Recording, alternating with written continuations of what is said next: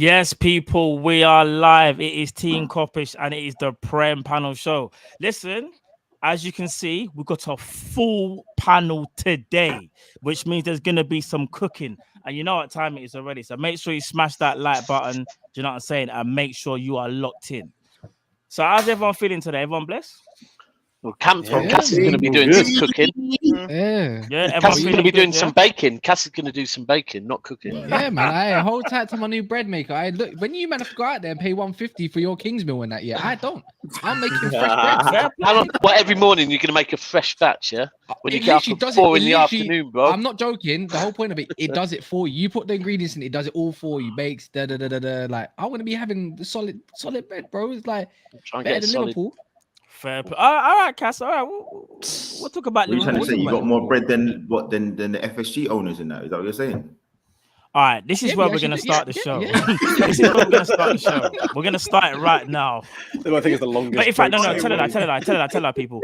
Before we even start the show, actually, I just want to say to anybody out there as well, listen, we've all taken our time out today. I just want everyone to show respect to every single person on the panel.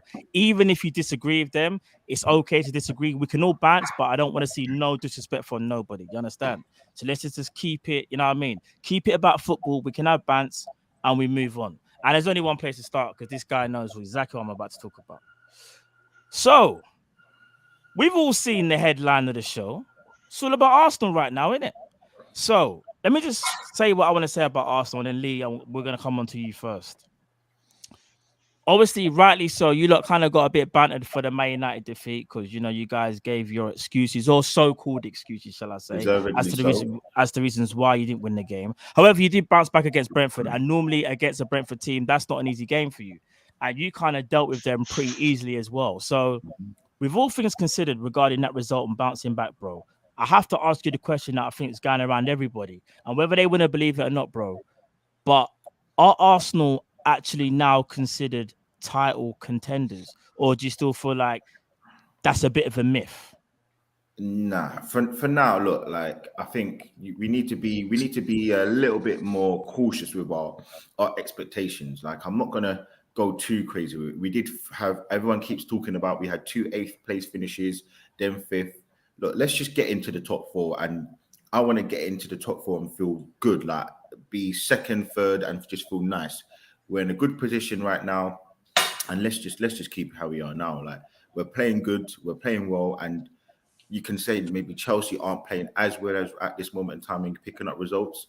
You can say the same thing for the likes of Spurs, really good sort of results, but maybe not playing as well. For me, look, like we are probably playing the best out of all the teams in the league, especially the top 6. I would probably say I don't know what some of you guys would think. I think we're probably playing the best football. Playing the best football doesn't mean anything. For me, it doesn't mean anything because I've seen that as an Arsenal fan. So yeah, for me, I'm not going to say no, not title challenges yet. But what I will say is how we end October. Come back to me then, and let's see. But I've always said we're going to get top 4. I still maintain that. And even though Kaz said something earlier, I was with Kaz on the Terrace show earlier on, and it's so true. And I've never ever shied away from that. You are allowed to change your opinion. I am allowed to change. Of course. Yeah, 100%. If I say we're going to get top 3, but I haven't predicted we're going to win the league, I'm not a bad person for that. I've always maintained we're going to get top 4. Everybody knows that. But you have said that to me. Aspirations go higher. That's fine with me. But look, my other thing is, if some people are saying we're going to win the league, look, I know LV, like, but big up to LV, man. I love the guy. But if he's saying that they're going to win in the league, but I'm not going to say that. I'm not going to go that far. But we're playing well right now, man. We're playing well right now. So, like, no one can say anything. No one can take anything away from us. Everyone keeps talking about Man City or basically the crowning champions, but they've played teams, I think the 18th best, 17th best. We've dropped points to Newcastle and Villa, but apparently we've already won the league. Exactly that. So for me, and I think I kind of took that from Briz. For me, look, like I'm not gonna sort of write off Liverpool at this moment in time. I still don't think they're gonna get top 4, but from the history for the last 4 or 5 years, I can't write them off. I do find Spurs interesting, and obviously I haven't even spoken to George for a little while because I haven't seen him. I've actually got a little bit more respect for Spurs as a top 4 team than maybe some other teams, and maybe some rival fans might find that weird, but I don't see where a lot of fans are moaning about the way Spurs are playing, because they're picking up results, and you can't complain because the manager does that. Do I think they're going to finish above us? No, but it doesn't mean that they're not a threat. I do think that as well. So, look, we're not title challengers. I'm hoping a lot of people are going to start putting respect on my team, because, look, people doubted me. People kept saying all of these things. I don't know what I'm talking about. I'm Liverpool Lee. I'm deluded. All of these things. Now, we're here now. What we say? Hold on, Cass. When you just said Crimea River, were you talking to me then, bro? Yeah, bro. Cool. What? Because I said people were saying that we won the league already and you've won a league, but I think it's a good thing to hear. Like, no. But what do you mean by Crimea River? Well, that was salty, bro. What was that about? Oh, God. City fans. We're not winning the league. Oh, you know. No, I just said it's mad when we're not top. We're gonna get onto City, guys. Just trust me. We're gonna go onto the Man United and City. Don't worry. I think we can hear from Arteta himself. He's at the bottom right now. Everyone heard. So what are we saying, Mr. Mikel? Yeah, and I see what you're doing, Aaron. You know, I have to come for you. You know, you're trying to come for my manager, bro. Pause. The thing is, I weren't even trying to. I weren't even trying to make fun of Arteta. It was just. Nah, I know. It's just some inspiration that I had in it. Big listen, I want people to know. Please go and watch Aaron's little skit, bro. It's legendary. Please. No, it is, bro. Do you know what I might do? You know what I might even do, and I might have to put it on the stream. Still, I can't even lie, bro. I know you might not want to watch yourself doing it, but you know one of them. No, it's calm, man. It's calm. Aaron, we don't get a little live snippet now. Copyright claim.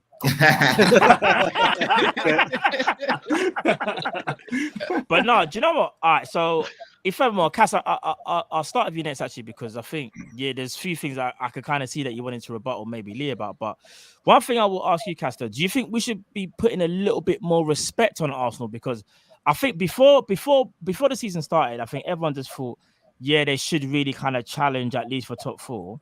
And obviously everyone made fun of their documentary, whatever, and rightly so. There's a lot of things we could talk about that. But when you think about the start that they've had, bro, do you think we should be putting a bit more respect on their name? Or do you still feel like it's kind of what you get with Arsenal? We should be bantering them because you don't think nothing's going to happen at the end of the season? Oh, dude, why did this question come? You know, I'm just asking questions, bro. The Man United fan in me right now wants to be like, forget Arsenal, we've bun them. I don't care. We smashed them 3-1. Rashford just come like it was his debut and it scores 2 goals and everything. It's just like, it is what it is, isn't it? Yeah, pause, rightfully so. But it's just, they got doggy, didn't it? Pause. And that's what it is. But anyways, we got dealt with. Listen, I admitted that. I said, look, I have to say, everyone was giving Arsenal the props, but I don't think we played as well. I said that. You know, easily, I can't help. I'm from the era, obviously, growing up when it was Arsenal, Man United, and then obviously Chelsea came into it. I'm from that part, and it's just I hate to want to put respect on their name, but yes, they're top of the league, bro. Of course, you have to, whether I like it or not. Can someone else say it, please? And someone does. What about you? What about you, Lewis? You're a Chelsea fan. Do you want to put some more respect on Arsenal's name? Well, why am I getting thrown into this? Why do I... No. The reason why I say but this is to anybody. This is to anybody because at the end of the day, we're all football fans, innit? And I think it's a case of, listen, Arsenal get a lot of stick, and rightly so, because listen, they haven't fulfilled their potential for years, literally since Wenger's name. They haven't done really anything at all. Obviously, they've won FA Cups, fair play to them, but in terms of them looking like they could be a force again in the Prem, it's been a while since we can even say Arsenal even look like they could potentially do something. And that's what I say when I say that. Because I think can't be the laughing stock forever, innit? You know what it is, though? Matt, 2 years ago, Man United were... Right, firstly, I'll say the same as I've said. And if people want to say this isn't enough respect, you know what? Salute to Arsenal that they're top of the league in September. Salute. I only salute... Like that. Salute is respect, yeah? But if people want more than that, are you having a fucking laugh? When Man United were top in January 2 years ago, every single fan base was coming for Man United. Yeah, I was as a City fan. I'm like, been top for 2 weeks in January, and you're talking about you're top of the league in January. Yeah, it's September, bro. Mm-hmm. A couple of years ago, Tottenham were first, and we were 10th in October, right? I've said I don't care who's top in October. I don't care who's top in November. I don't care who's top in December or January. Yeah, because City are winning the league regardless, isn't it? When it gets to Bournemouth are top of the league in September. when it gets to March, yeah, and this is a thing, and everyone's teams get stretched, and I don't just mean with injuries, but I mean mentality-wise, experience, everything. And look, Klopp has had experience of what it's like to have Pep and this team hunting you down. Of the 6 leagues we've won, I think 1 we've been top in January. Yeah, we like to hunt teams down. So if Arsenal are top in March, I will be saluting with every single part of my body, right? But come on, it's September. But the thing is that someone said the other day that is true is Arsenal's target this season is top 4. So right now, the fact they're 9 points ahead of Liverpool, salute to that. Like that, they're already getting a potential gap. Like, and that's what I'm saying. Right now they're overachieving. So salute that they're there. They're right now. If you ask all of us who are going to finish in the top 4, most of us will probably say Arsenal.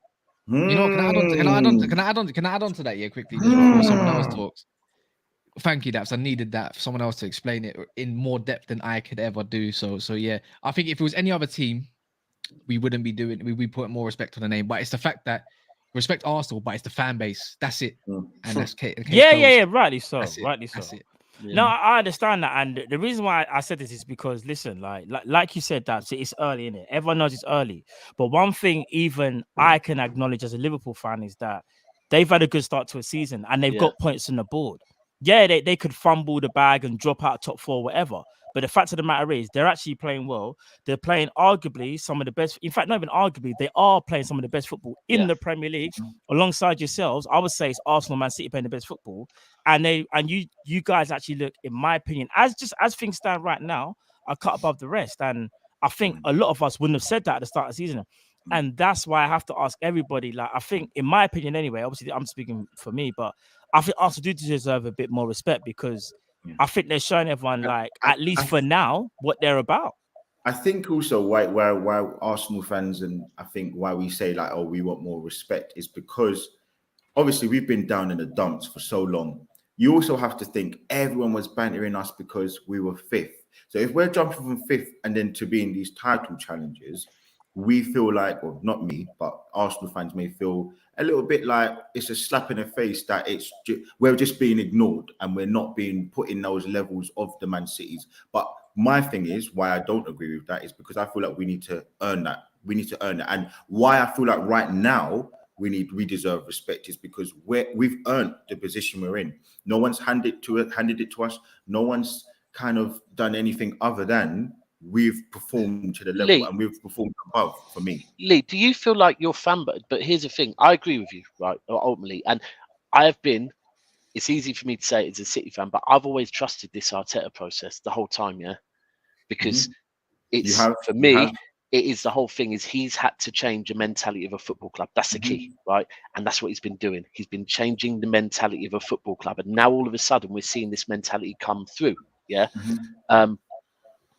Some of these Arsenal fans, and I'm not saying you, but some of these Arsenal fans that are demanding respect from other fan bases, I just feel like, firstly, Rude Boy, how about you turn around and give some respect from the manager? 100%. You've been saying Arteta out the whole time. That actually, now you want to demand respect of other people when you, man, have all been screaming Arteta out, not trusting the process, mocking your own club.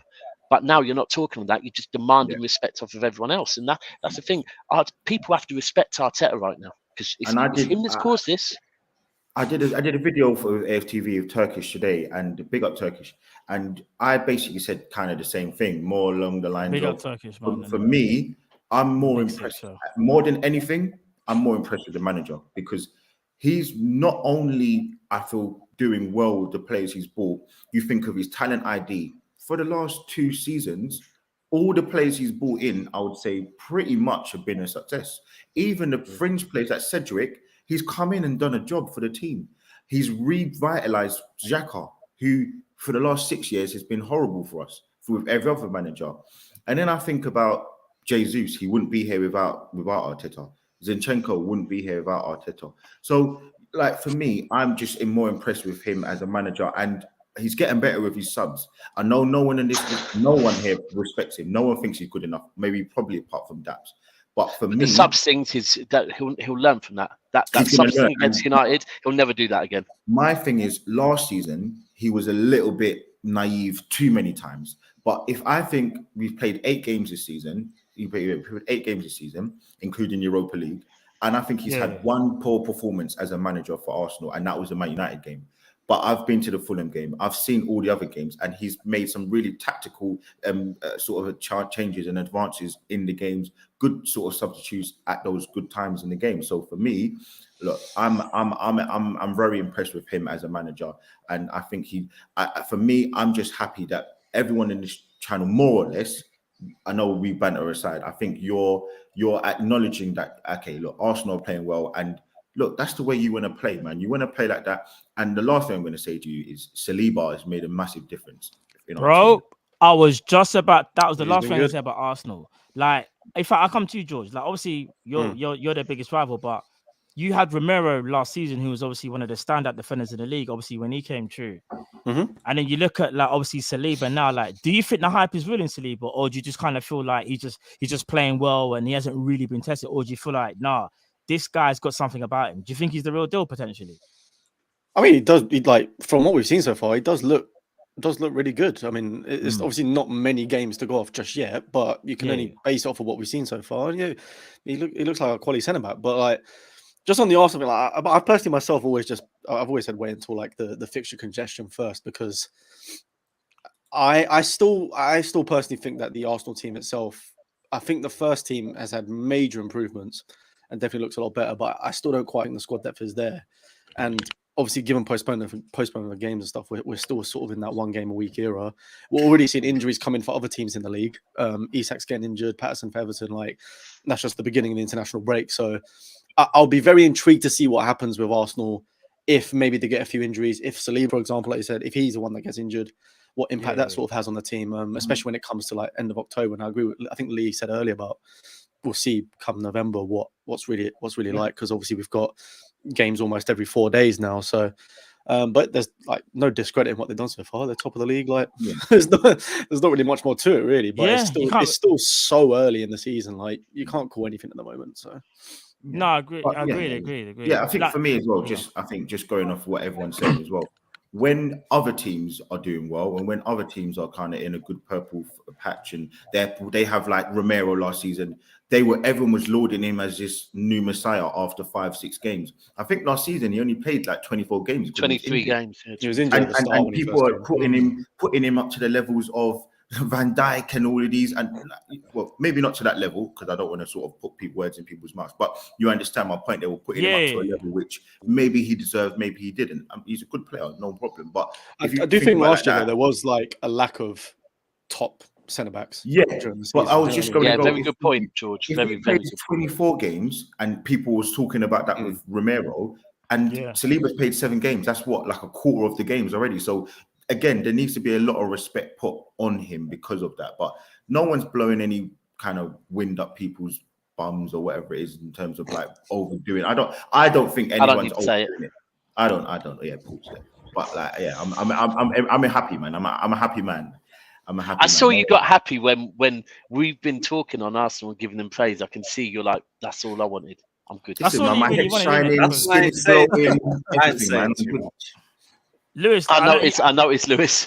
I was just going to say, because I know Lewis ain't really said much, but Lewis, just quickly, I know how much you hate Arsenal, but just quickly, like, what's your what's your actual thoughts? Lewis, man. I love you, man. What's your thoughts on Arsenal, bro? They've been good. They've been good. It's been a very solid start from them. European football hasn't really held them back too much, but they also had one of the games postponed last week, I think. But we'll see what happens over the October to November period, because that's going to be make or break, not just for Arsenal, but for everybody. We're all going to be having 9 games throughout the entire month. That's where our depth's really going to get tested. Like, Arsenal could fall off. We could fall further off. Spurs could fall off. Anyone could fall off. Arsenal have started really well, but still 7 games in. I can't say too much other than, good start. Can I just ask before I'm guessing we're going to move on. Does anyone think we're really going to crumble in October/November? You can be honest. Depends on your fixtures. I don't know. We've got be honest. Spurs next. We've got Liverpool game after. The next 5 games, we've got Spurs next. I think that's a win. We've got Liverpool again at home. And then after that, we've got, I think we've got Leeds, Nottingham Forest. I've got it up here. You've got Tottenham at home, as well. then you've got Bodo at home, Liverpool, then Bodo away, Leeds away, and PSV at home, Southampton away, PSV away, and then Forest at home. Matt, can I ask you something? Matt, can I ask you something? As a Liverpool fan, I don't want to act like the arrogant. I feel like this season I'm starting to become more arrogant, but maybe it's because I feel like we can. Honestly, we're going to talk on my City. You're the next. No.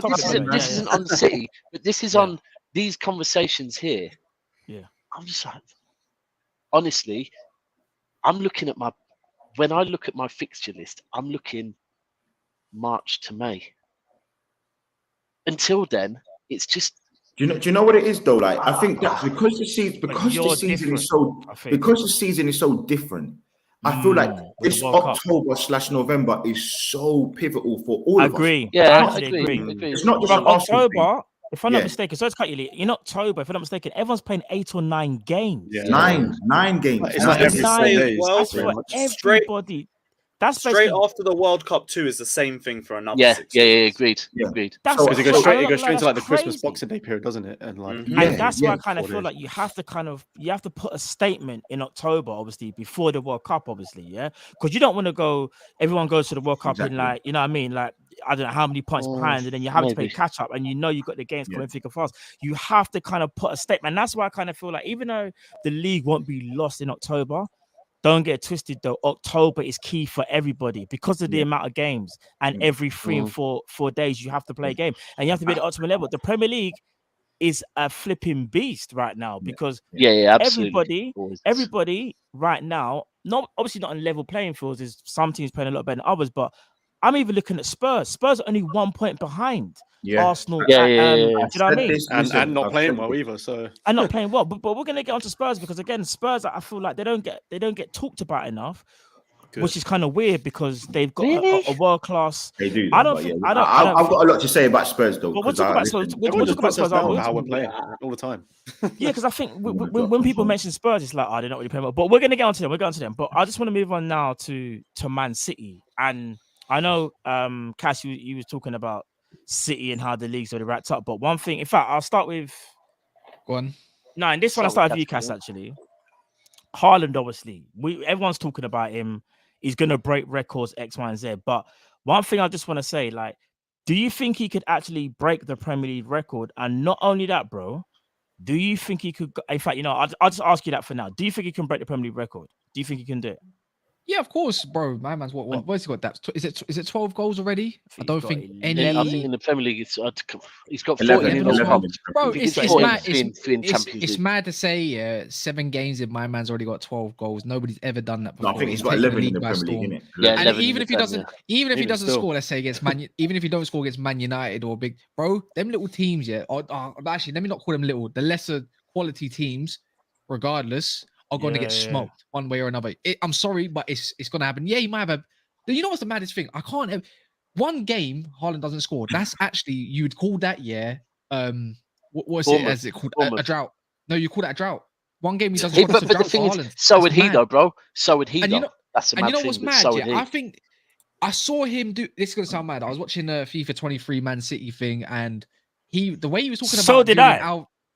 The way he was talking about Julian Alvarez, my man rates him, fam. So that instantly tells me he knows, he ain't going to be up to scratch or something like Julian Alvarez. He's got to score if he wants to keep his place in the team, and he looks mad. Well, he replaced him in the other game. He's not going to score against Man United. I'm telling you that now for free. Martinez will lock my man up at the Etihad, and that's fine. And then he'll go score 3 goals against whoever. Someone clip that. Yeah, we're doing this regularly. You know what's mad? Because every time I say something mad, it's happened, bro. Against Liverpool, against Arsenal, against Southampton, against Leicester even. It's happened. I'm doing it right now. Let's not go back to what you were talking about in the summer about certain man fearing. That's summer. That's in the summer. Yeah, no. Actually, you say that now, Daps, but I see some comments. And some man say, oh, actually, United got something cooking up at the moment. I can tell you're smiling about them as well, innit? You look happy. I'm definitely smiling. I wanted to ask though, because like I know everyone keeps talking. Everybody keeps asking me this question, and Arsenal fans, oh, what happens if you don't have Jesus? But I feel like it's actually as important with the Haaland thing. If Haaland gets injured, which is probably unlikely, but if he does get injured, it's very likely, to be fair. He's scoring all your goals, and he's so pivotal to the way you're playing at right now. What happens if he gets injured? Because if you're going to put it at Jesus, you have to put it at the likes of Haaland. Yeah, absolutely. No. The difference is, and someone said, another Arsenal fan tried. He was putting all his hopes on this. He went through every Premier League team talking about who they've got that's scoring goals, and then but at Man City it's just Haaland. And I was like, and this is where I kind of was like, do you know what? I'm going to allow the respect. I'm not respecting you no more. And this is why, because if I'm supposed to respect your 7 games, that you're top, then please go back and respect our last 2 seasons without a striker, that we were the top scoring team in Europe, right? Yeah. Without Haaland, So right now, we have changed the way we play because Haaland's there. But don't get twisted that if Haaland gets injured, don't get twisted like we can't go back to playing the false 9. Or the beauty is we don't even need to. We can play Alvarez through the middle, because when Haaland came off against Forest, Alvarez bagged too. So everyone's putting what it is it started off everyone's putting this thing on Haaland's touches, but now they've kind of thought, well, that's not going to work, so they're going with Haaland's going to get injured. Look, you're right. If he goes, we won't. He wasn't even brought in to score for us to score more goals. He was brought in to score the goals that we weren't scoring last season. And already, hold on, let me finish. Yeah, go on. So last season we scored the most goals in all of Europe, but we struggled against Crystal Palace. We beat Crystal Palace 4-2. Haaland, I believe, scored a hat-trick, right? Was it a hat-trick against Palace? That's mad. It's mad that you say that as well with Alvarez. In the Champions League, in the Champions League, we struggled. Haaland scoring in the Champions League. There's another thing, and this is a thing that's what we need. We need him for clutch moments, because he's that difference, and we brought him in for the difference. And that's what he's here for. I hate you, man. That's exactly what I was gonna say. So what you're saying is right in terms of like he's not kind of. The thing is, you was already top goal scoring team in the league already last season, So it's not even about that. I think what Haaland was brought in to do was to get you the Champions League. Because there's some mad echo right now. Someone's got a mad echo. Could you hear that? Lewis, it's definitely Lewis. Just blame Lewis. I don't know if it's Lewis. Do you know? I don't know who it is. Stop. It's his gain. His gain's got. Has it gone? No, it's back now. It's back. It might be the gain. It's clear. But no, what I was gonna say is though, you can clearly see though that Haaland was brought in, bro, to kind of get you over the line in the Champions League. In my opinion, look at Dortmund last week, bro. No, I know. Like, but I just feel like he's supposed to like complete that puzzle for you, lot, because you guys have got goal scoring midfielders. You guys have had world-class strikers in Aguero and very good strikers in Jesus. But for me, I just think Haaland was brought in to take you to that next level. Do you know what? It's the mentality as well, bro. The mentality. Yeah, he does. This guy, if he doesn't score, is angry. When I say he's angry, he's angry. Do you see when Pep took him off when how many weeks ago? Yeah. Well, even against West Ham, he'd scored 2 in the first half, I think it was. And then at the end of the game, when he got interviewed, he said, well, I haven't scored for 30 minutes, so I need to score next game. But this is what I say to Cass when he says that Martinez is going to pocket Haaland. When we introduced Haaland to the City fans in the summer, the team he called out was Man United. He said, I cannot wait to play Man United. Now, can't wait so far, if we do that, bro, no problem. From what I've seen of this guy's mentality, I'm not really doubting his mentality. If he's saying something, I'm probably, based on what I'm seeing so far, I'm going to be like, and it seems like for me, do you know what? I said this on another stream. Eubank said about Ben that it's not personal, but I'm not going to lie, the fact that I used to see my dad go to hospital from his dad and that yeah, I do remember that. Same thing for Haaland. Like I know Kane don't play for Man United no more, but as a little kid, he's gonna know my dad retired from football because of this man playing for that club. And he seems like the type of guy that he's going to use that as the energy to. I already said it. He is getting a brace at very least against Man United. I guarantee. And you know what? And United fans are saying. Matt, you're a bad guy, you know. Look at this. Look what you just left on the screen. You're a bad guy, Matt. You know. What do you mean? You're a bad guy. I'm just putting out the comments. Listen, you've left that there for ages. No, hold on. But we haven't. I mean, Exactly. he scored in the Champions League, but the thing is, you're a bad guy. You know. It's fair. He hasn't yet. You got to stop that, Lee. Yeah, go on. This is the thing. United, like Cass will say, Martinez is going to pocket him. Other United fans have shown me this one game where I think Bayern v Ajax, Martinez pocketed him. But it's like, yeah, that was playing Bayern. Right? You're now playing Man City where you got other people. If you concentrate too much on Haaland, agreed.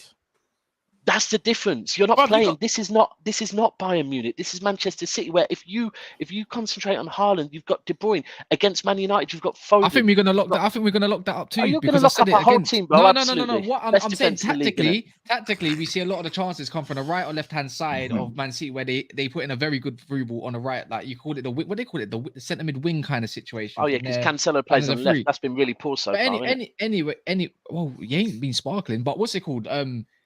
Did you not see the cross against Dortmund the other day? All I'm going to say, when it came to Man United, you're going to have to tackle through the wings these days. Obviously, City are different breed, like hell, they're just different kettle of fish. But for me, I just reckon if we can somehow get close to De Bruyne and he can't thread through in behind to Haaland, which I don't think we're going to play a highline anyways, I think we have a chance of getting a point. Not a win, a point. Are you convincing yourself or us? Which one are you doing? Yeah, I'm convincing myself as I'm trying to think it through right now. That's allow me, innit? allow me. Hopefully Ten Hag's doing the same as well. But I'm just thinking it's just that at the Etihad, we don't actually do too bad. No, you don't. So that's why I got a bit that's with the shit. But this is a problem. I've said this. That's been with a shit coach, that literally just vibes in inshallah.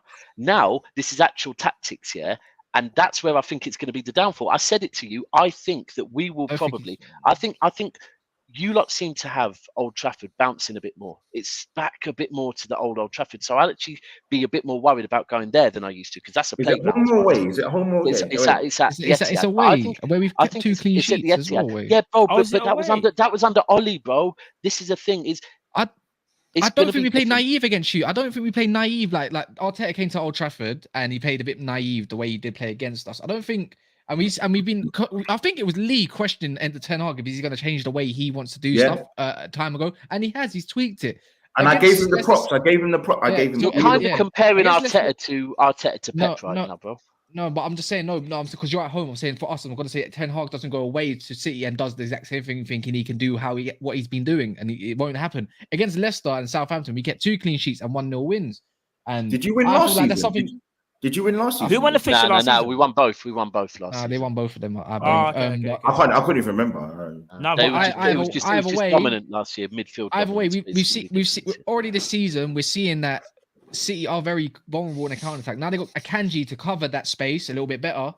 Akanji, if people know Akanji, he's definitely got a mistake in him and things can happen. I'm just saying, but I just think, again, we've been kind of dangerous a little bit after playing a bits of football and bits of counter-attack, depending on how we do play. I reckon Marcus Rashford scores, and he scored there before. It's not unknown, and of course, I'm gonna back my team. Of course, I am, even if it does sound deluded. Rightly so. Yeah. I've convinced myself now. Thanks, Steps. Needed that. No, rightly so. And listen, this is. I kind of wanted to. In fact, I'll ask all of you actually. Aaron, Aaron, you there, bro? Yeah, I'll come to you next, bro. You see the whole Haaland thing, yeah? Obviously, yes. Like I've said already, he's kind of obviously he's brought in to score goals, but I think he's brought in to kind of win them the Champions League, yeah. I'll ask you, do you think he breaks the Premier League record, firstly? And secondly, do you think he takes City over the line for the Champions League? And that's kind of early, but do you think you asked someone else it first, to be fair. It's good. Bro, don't worry, bro. I'm going to come to you. Don't worry. Pause. Don't worry. Does he break the Premier League record for most goals?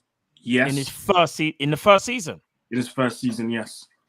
I find it very hard to think that anybody's going to stop him from breaking that record, because the way he's the way he's playing right now, and I think everybody's probably touched on it at least once in some sort of podcast or review or anything.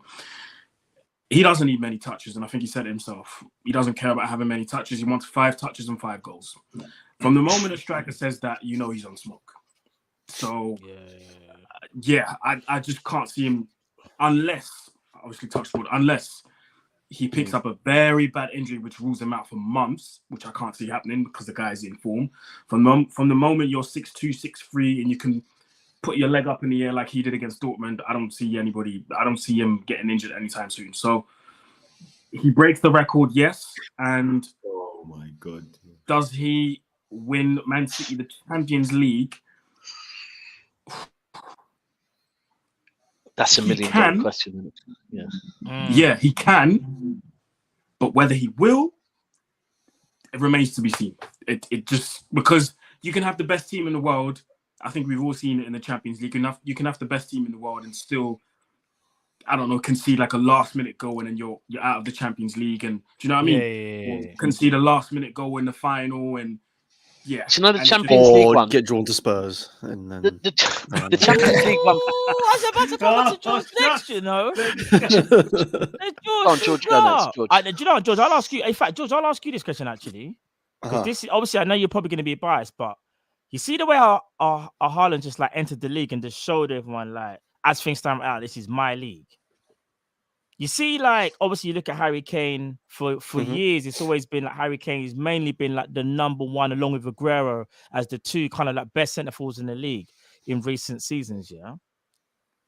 Do you think Haaland's coming to say to Kane, like, move over, like, this is my league now? And do you think he'll even eclipse what Kane could potentially even do? Do you think Haaland has that potential to do that, bro? Is it a scary sight?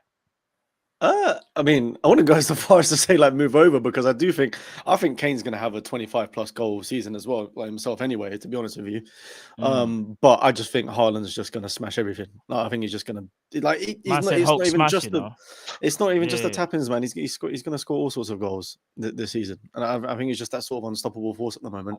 Like you said, as long as it's all injury-free throughout the season.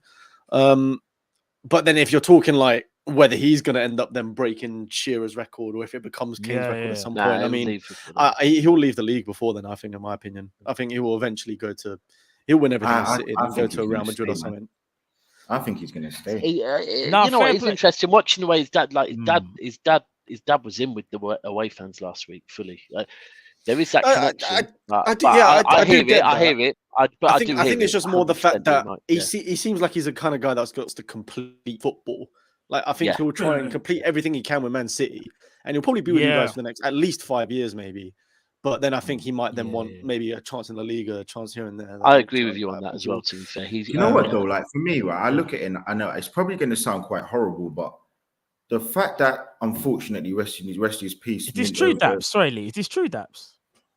Yeah, there is one. Oh, I didn't even know. Okay. No. There is one. Aaron, I can't believe there is. Apparently, well, I don't know. I didn't know. I'm saying I didn't know. How much is the release? Apparently, there is one. I think 150 million or something. But here's the thing. Here's the thing. Everyone will focus on the release clause. There's no way that someone like Haaland isn't going to have a release clause. Like, for me, these players, they're going to have release clauses, so people can make out whatever it is. Okay, yeah. He wants that chance to move. For me, if we have and do you know what? He might. I'm not going to come here, but Pep might leave this. Pep might leave next summer. He might do. Like, I'm not a deluded City fan that's going to come in here and go, nope, everyone loves. I'm not going to be like an Arsenal fan. Fabregas loves our club. No, you're right. I was going to say though, genuinely, like, I know it's quite horrible to say, but the fact that Riola's gone, unfortunately, God rest his soul, I feel like that actually gives you an advantage for him to stay, because I feel like it was that kind of hopping from one club to another club. Yeah. I feel like that was probably pushed from him. And, you know, like when you got your agent and you got other super agents that have other major clients that are trying to do the same thing, it can kind of get in your psyche a little bit with that. So for me, I'm not saying that he will stay, but I can see him staying there for the next 7-8 years. I can see. Do you know what? Yeah. there's signs that one of my worries when he was joining us is he going to have, because he's this young and he spoke about this much, is he going to have an ego where if Pep decides, you know what, this game, bro, we need to play the false nine, sorry, but we need to dominate the midfield, so this game you're going to have to sit out, is he going to kick off? But from what I've seen so far, the guy's been brought up very, very well. Like, even when he's been asked about Pep in interviews, he's like, I don't want to speak about it. Like, he already knows, now that's the manager. I'm not speaking on the manager. There's one clip where all the City players are throwing their bibs at the kitman. And he kind of folds it up, walks over and hands it to him. It does seem, and even Suits was saying about when the first meal, there's he gets asked to speak, and he stands up and just goes up there and speaks. And it's like, he's quite awkward, you know, like all he knows is football. He's awkward with it. People think he's arrogant. I don't think he is. I think he's awkward. And his dad controls a lot of it. Like they'd rated all the clubs of where he wanted to go. And it's based on several different things. So I'm not deluded. Same as when Pep came, 3-year contract. If we get a year extension, great. Another year extension, great. With Haaland, I think you're spot on. The guy wants to complete football. But I also think that he might not want to leave City till he's done what he needs to do at City. Yeah, because otherwise he'll probably see himself as a bit... If he's going there with the label, you're being brought in to win us the Champions League, he ain't going to want to go out going, well, I didn't win in the Champions League, because then they're going to be like, well, what did you achieve, bro? Like, so I think I will say though, if all fails and he does leave, I mean, you can just buy Nunez because he's amazing, isn't he, Matt? That was so unnecessary. When I say that's so uncalled for. That's so that came more left field than Nunez' shot in training, man. That was listen. I'm moderating the show. I'm trying so hard to get involved in these battles. Seriously, if you really want to chuck it, remember we spoke before the show. You know I love you, Matt, I'm just saying, like, you know, if that all fails and you know that probably the best striker in the league leaves, you can just buy Nunez because Nunez he's younger, isn't he younger? He's 21. And by then, Drifty's excuse that he can't speak English and he feels a bit lost. He'll be more acclimatized to the league and all of these other things. So he got some Portuguese, to be fair, for him to speak. Yeah, but he'll be able to shoot on target and he'll be able to score some goals. And here's what I'm gonna say. Oh, okay. So the whole Nunez thing, because I know people want me to get involved in it, and leaders had to. You just had to, innit? But it's cool. Listen, I saw a clip in when he was in Europe. So did I. I don't know, man. I don't know, innit? I don't really say. All I can say about this is, and this is just me being so real, because I you know me, I talk the truth, innit? It's not looking good right now, innit? I'll just be honest. It's not looking good. I think him acclimatizing is going to take way longer than I think a lot of us predicted. We are lucky that we still have Jota, and Jota still gives a lot of people nightmares at Arsenal, but we won't go there. So we got a centre forward there that can bag goals. That's not the issue. I think the issue is we spent £64 million, and you kind of need that. You need to see, return for that investment, and it's about the patience. How much patience do we have? I think we have to be real because. But again, like you look at and again, I'm not even trying to. This ain't even a dig, by the way. But a lot of it is expectation because Gabriel Jesus, for example, cost 50 mil, if I'm not mistaken. Yeah, 45. 45, and he scored. Is it 4? Is it 5? 4 goals. 4 goals and 3 assists. Yeah, and if I'm not mistaken, Firmino, who hasn't played that much, has got like 3 goals, something like that. So it's all jokes aside, it's expectation. I think Gabriel Jesus knew he was going to be the main man, and I think him playing in the Premier League already and playing for a team like Man City that knows what it's about to win, that mentality is there. With Nunez, it's different. It's completely different.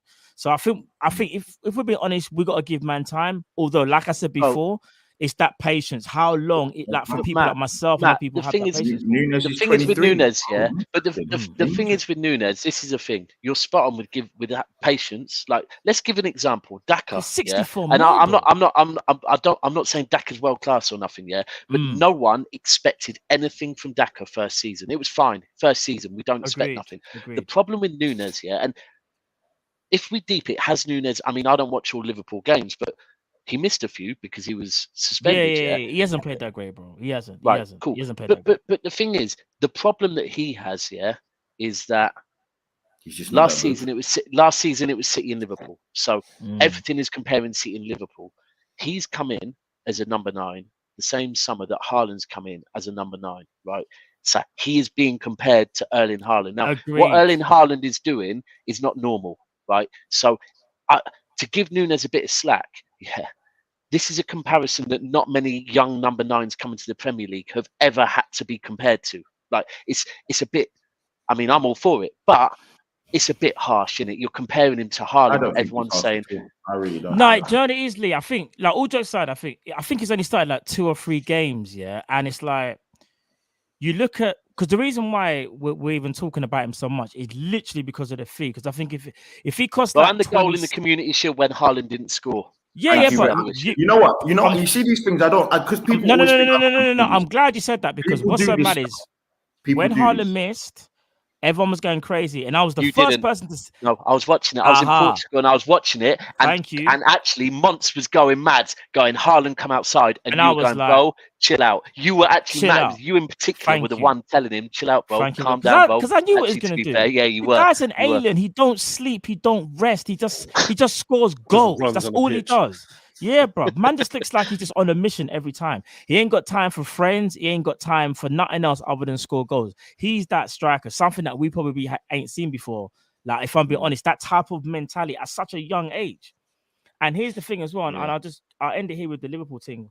I know people are talking about, even Lee, like you're talking about Gabriel Jesus and how well he started, and he has started well. But we can't also sit here and say, you know, he's world class because he's got 4 goals and no. But what I'm trying to say is, you have to see what man does. Do you know what I'm saying? We have to give it time, because even Jesus, bro, for the 45 mil, the 4 goals and 3 assists, that's decent. But it's not like crazy. No, it's not. Do you get what I mean? I'm saying, all I'm saying is, for me, sometimes you don't have to always keep saying this. Give it time. That's true. Like, but I'm being honest though. I'm being honest. To me, I've said it before. He reminds me of Shamak. I think he's horrible. Oh, no, you can't do that. Absolutely terrible. He's so bad. He is so bad. And there are fundamentals of football where you can't hide behind his first touch.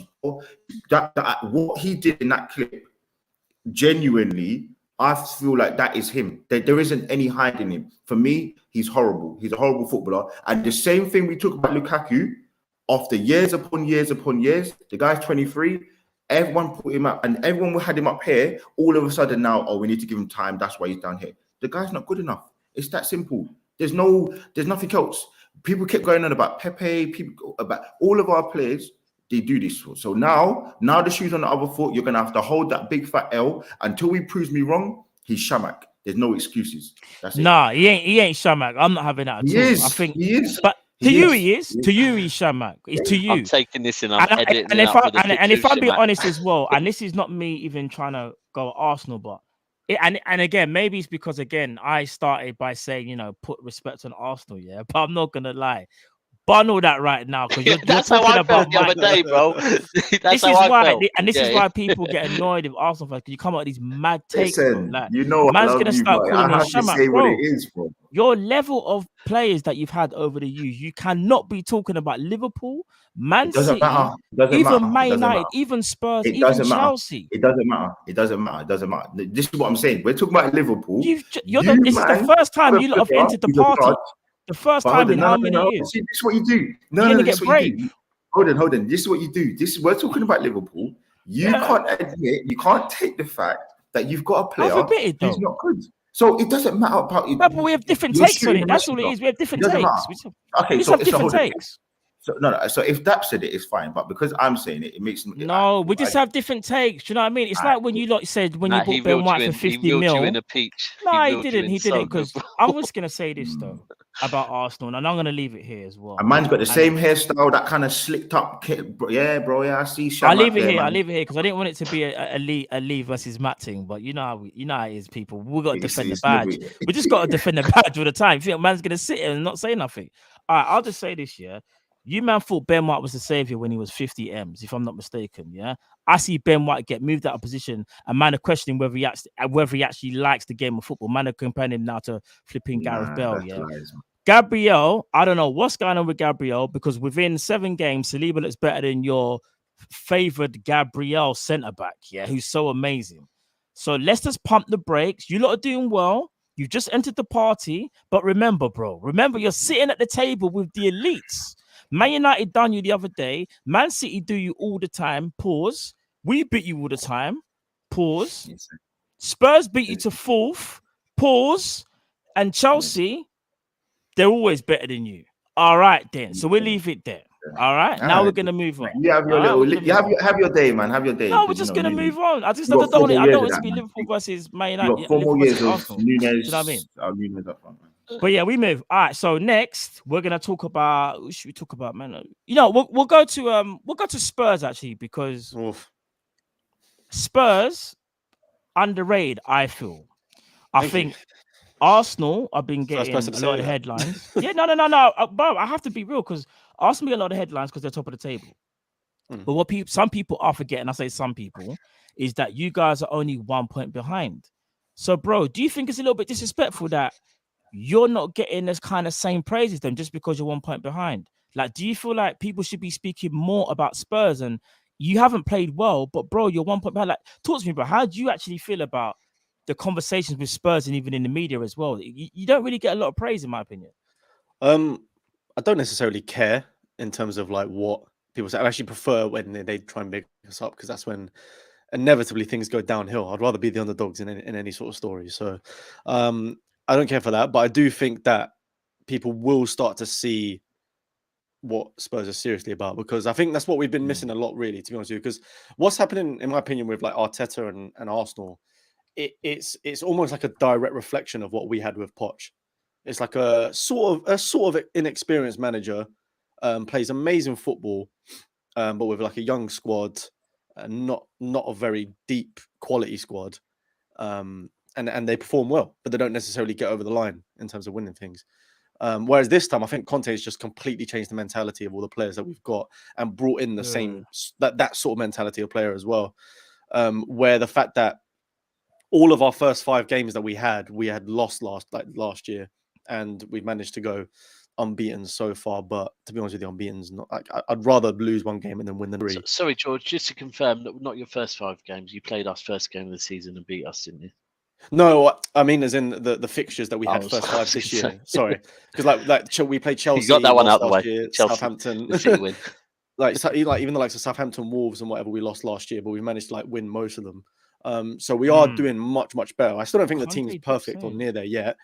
But I do think now, especially now that Son's got that hat-trick, and hopefully that's going to boost him a bit after the international break, and get him more goals. I think the whole team will start leveling up. And I think as well, a lot of the last before Leicester, the 3 before that, games before that, he dropped Kulusevski to try and bring in Richarlison, which Richarlison did deserve a start, but Kulusevski is our creative player.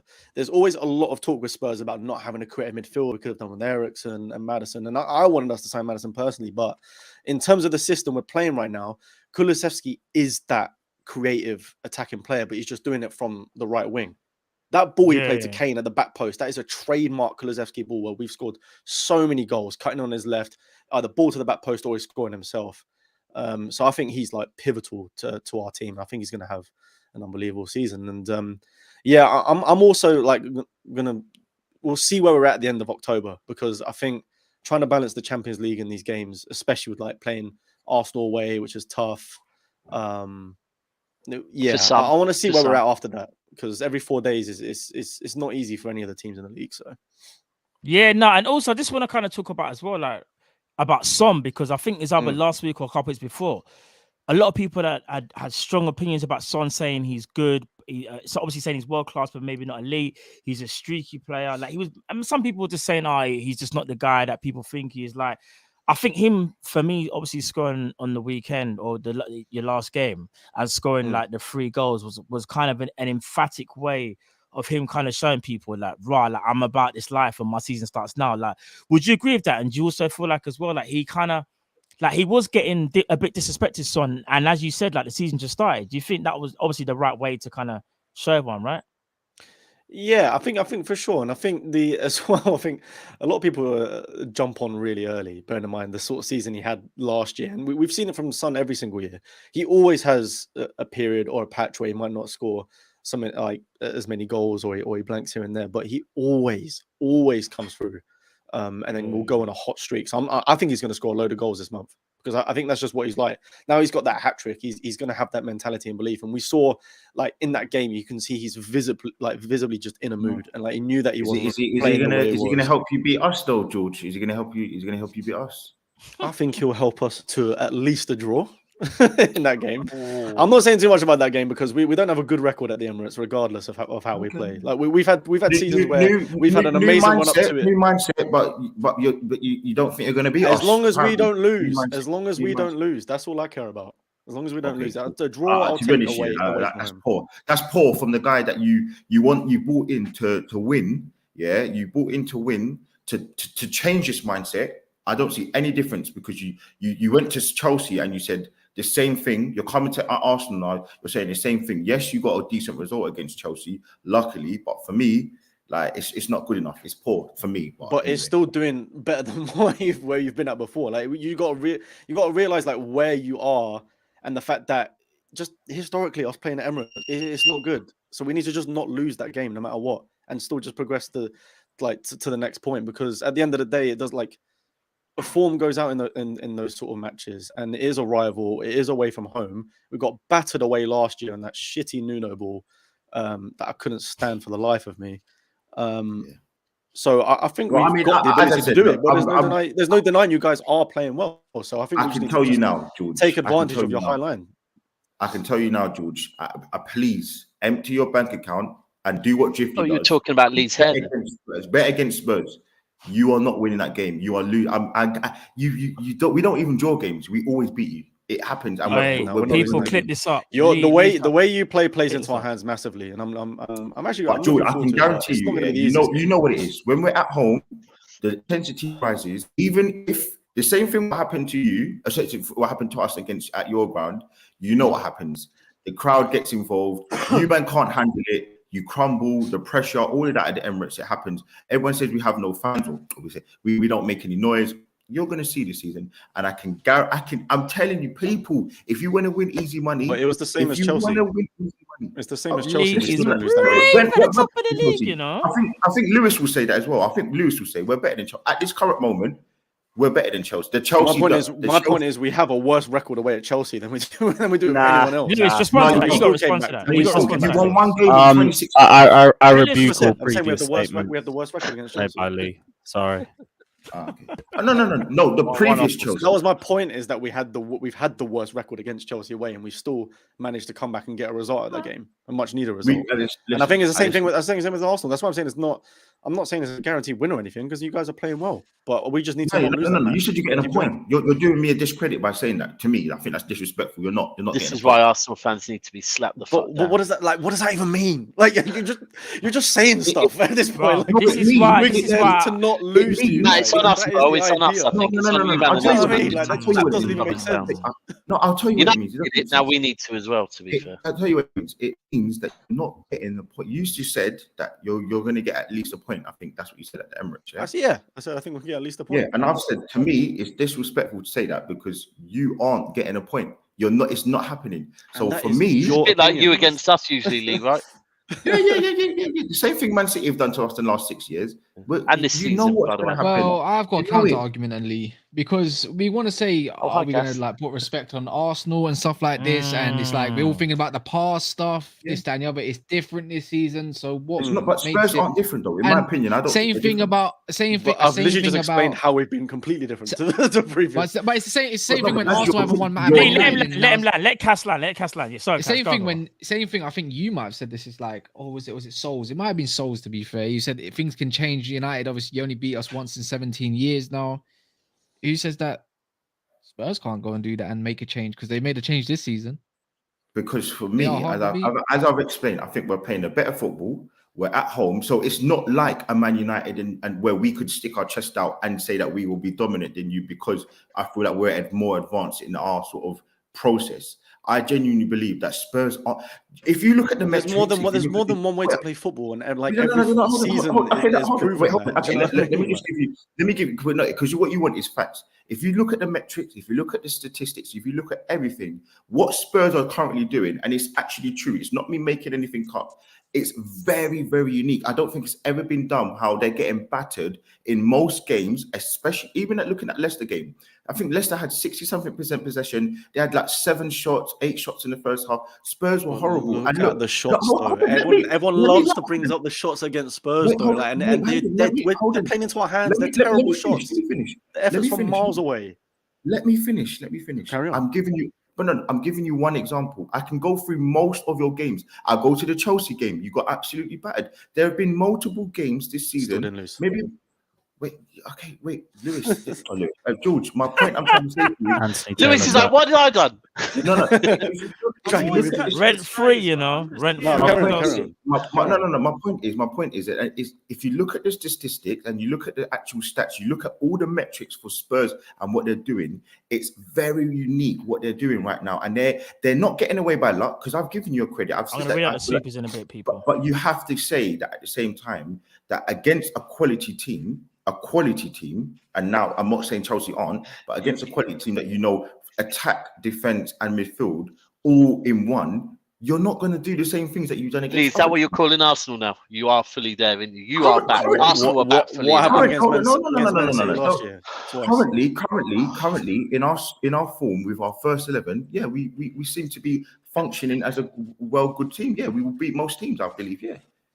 There's nothing. I'm not saying anything crazy. Like, come on, guys. You know I'm not saying anything crazy. All right. So, look, Lewis, the thing is, Lewis, just very quickly. Go on, just very quickly to finish off, coming back to that. Like, it's just for one. There's more than one way to play football. For starters, I do genuinely think the way you guys play plays into our hands a lot, because obviously you seem to start out games going very attacking, high lines. When Son's on fire, when Son's playing well, that's the perfect. Even when he's played well, that's why he's in Man City's nightmares. That is why he's in Man City's nightmares. Oh, George, don't do this, mate. I'm on your side at the moment. No, because I'm using you guys as an example, because he's supposedly saying we can't do it against the good teams. Okay, George, can I just ask you, George? Okay, do you know what I mean? George, can I ask you a question? In the last 6 years, do you think you probably had a better team than Arsenal? Yes, I'd say so. Yeah, okay. So my point is, you still had a better team, and we still beat you. We still slap you, no matter what. We always beat you.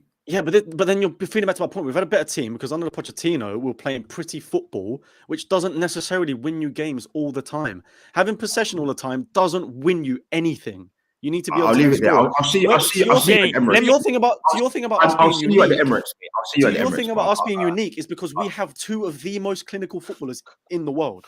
Son and Kane. You don't need many chances to score. You've got all of these things. I'll see you at the Emirates. I wish our game against Arsenal didn't get fucking. Let me quickly ask Aaron and Lewis quickly. So Aaron, just quickly on this whole Spurs and Arsenal thing. Obviously, the guys are going back and forth here. Aaron, do you think Spurs could do something to Arsenal? Obviously, when they play them, do you think it's going to be a close game, or do you kind of side? Who do you side with furthermore? Like, do you think Arsenal just expected to win, or do you think Spurs could really do something? What's your thoughts on it, bro? Quickly. I think with the way Arsenal are playing this season, they're definitely expected to win. But I think this game is tailor-made for Spurs, especially with the way they've been playing this season as well.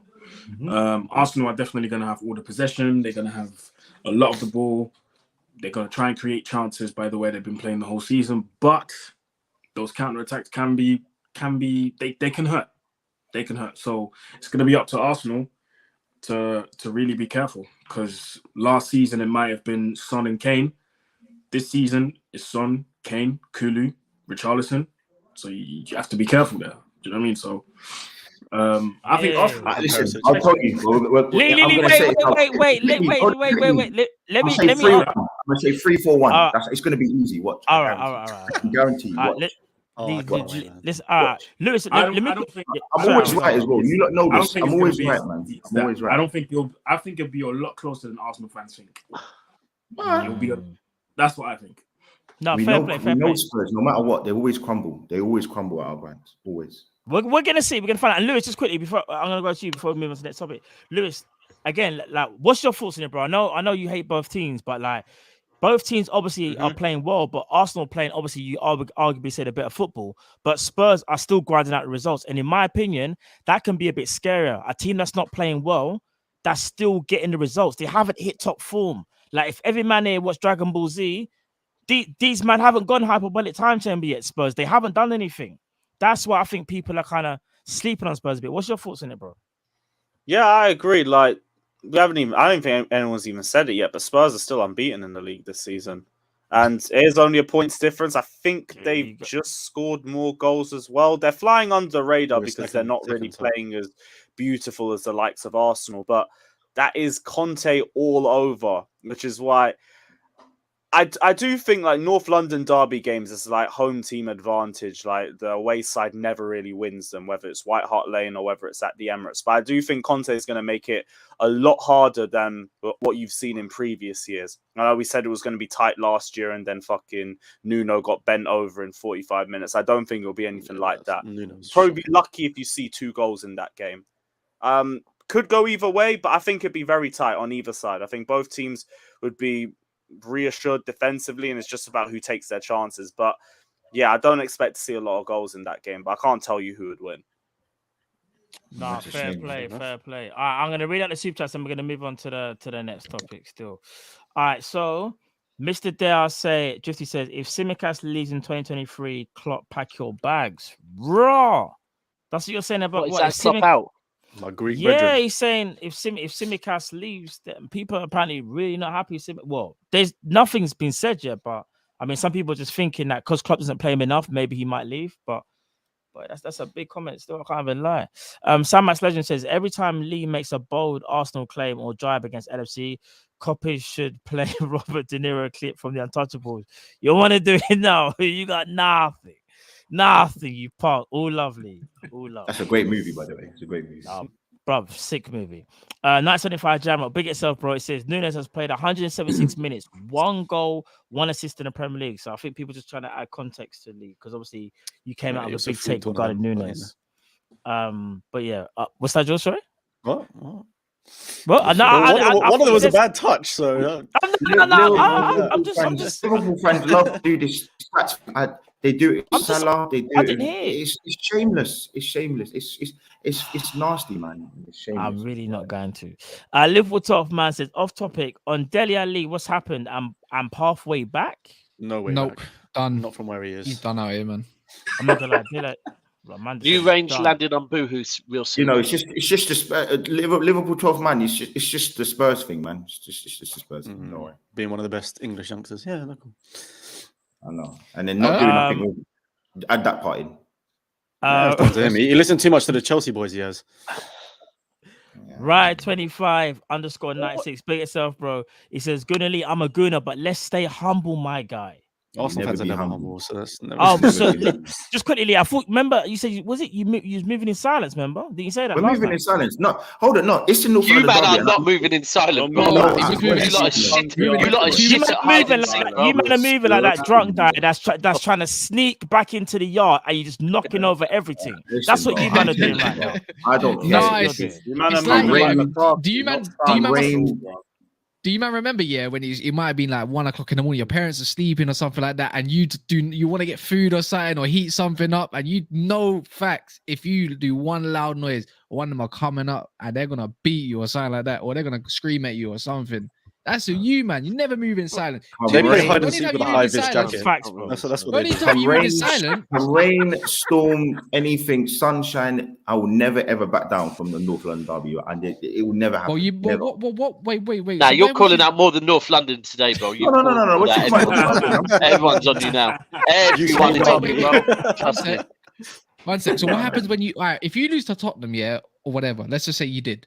Where are you going to be this time? Because you wasn't seen against Man United. You didn't want to come on a Prem Panel. That's a lie. That's not true. That's not true. Where was you? You wasn't around, bro.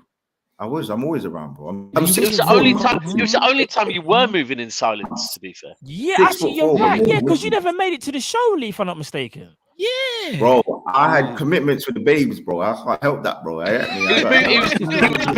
was moving in silence. Bro, I got commitments to the babes, bro.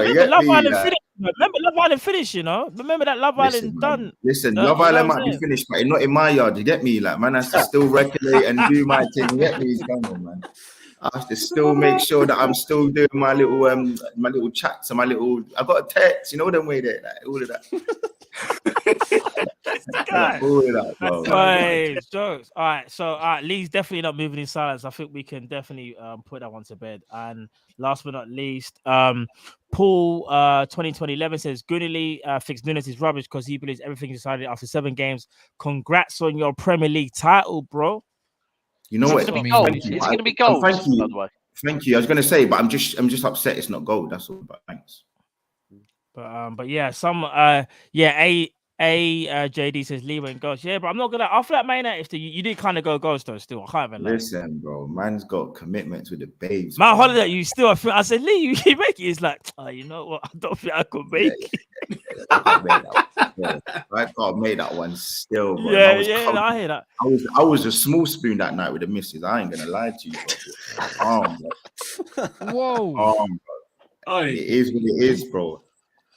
All right. But let's move on. All right. So I'm kind of glad actually that we've got 2 Man United reps in here because a lot's been going on with Man United, a lot, and I'm wondering whether you're both going to have different opinions on this one thing. Well, you both might just be like it's the same. But we'll start with this first. You know what I'm going to say it. It's the Maguire thing. Now, yeah, the comments, and again, it's allegedly, so I can't sit here and say right now this definitively happened, right? But allegedly, he has leaked information that he's got problems with David De Gea regarding communication. And not only that, there was another thing that I saw about De Gea defending, was it further back from his goal or something like that? But what I want to know is this from each of you. So, Aaron, I'll start with you first here, bro. Firstly, do you think it's Maguire? And secondly, if it is him, what's he doing, bro? So apparently the quotes are coming from his agent. Is what I'm reading online. Oh, no. But I definitely think it's from him. I think he's frustrated that he's not playing. He's frustrated that people are not coming to his rescue like they usually do in the media, and it's knocking his confidence. Now, I've got no problem with players coming out and saying and complaining that they're not playing. It's normal. I mean, if we were all in a team right now and some of us are playing, some of us are not, I think it's normal to go to the manager and complain or at least raise a concern and be like, "Yo, coach, like, I want to get some minutes as well." That's absolutely normal. That's fine. Yeah. But when you have clear facts in front of you, which state that every single game that Maguire started this season, Brighton, Brentford, and Sociedad, we've lost. And every game that he hasn't played, we've won. Those are facts that you can't argue about. Agreed. Those are the straight facts. They're there. You can't argue with that. What I don't like with Maguire, and I've had this problem with him for a long time, is his lack of accountability. It costs nothing to come forward and say, "Listen, I take responsibility," especially if you're the captain. That makes the problem even bigger. You're the captain of the club. Fine, you're not playing. Okay, cool. I understand you're frustrated. But you're the club captain when you play. When you're on the pitch, you wear that armband. There's no sign of accountability. He's always blaming others. He has a habit of, being a bit of a narcissist. Sometimes even when we play bad and we lose a game, he posts his stats online and stuff like that. He does that. I think it's a huge problem, and I think that Ten Hag would deal with it accordingly. He's not going to deal with it in public, but I think we will see some sanctions. So it's the comment, sir. It's the comment. I'll just quickly read this out. Maguire's the biggest threat to Man United. De Gea is always worried. Varane should man Mark Maguire. And I was on a stream earlier, on another stream with Ransom Flawless, and we were talking about this as well. I don't know why he's complaining, because even if you look at the games in the past since he's been here, you look at every single big defeat or every single embarrassment that we've had in the past. The 5-0 against you guys, the 6-1 against Spurs, the 2-0 against City at home, the 3-1 in the Carabao Cup against City at home. Every single one of those games, Maguire has either been part of the loss or the cause of the loss. I'll give you an example. The 5-0, the first goal, the first goal when the ball gets played from Robertson into Salah, he collapses into Shaw, and then Salah just slides it to against Spurs. The second goal that they that was fair. Sorry, Aaron, that was fair when you said he kind of collapsed into Shaw, bro. He basically lost the ball and then was so embarrassed that Shaw was actually going to defend it. It was like, no, I need to be the one, and pulled Shaw down, bro. That was against Spurs. That was against Spurs. Oh, was that against Spurs? Yeah, that was. He tried to head. So what happened was, what happened was Pogba tried to clear it with his right foot, failed. Then Bailly heads it, and then Maguire tries to head it back to De Gea, fails. Then he goes back, and then what you explained, that he realizes, oh shit, I'm going to lose this battle here. So he pulls Shaw down, and obviously Ndombele comes left foot, and then the deflection, but it still goes in. So if you look at, that reminds me, have you seen that clip where that dad pushes his kid over to try and block the goal? Yeah. And it goes in anyway.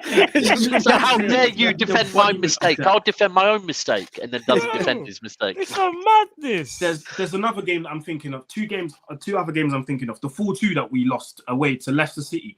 De Gea plays the ball into Maguire. Maguire waits for the ball to come to him instead of him going to the ball. I mean, come on. We're all grown-ups here.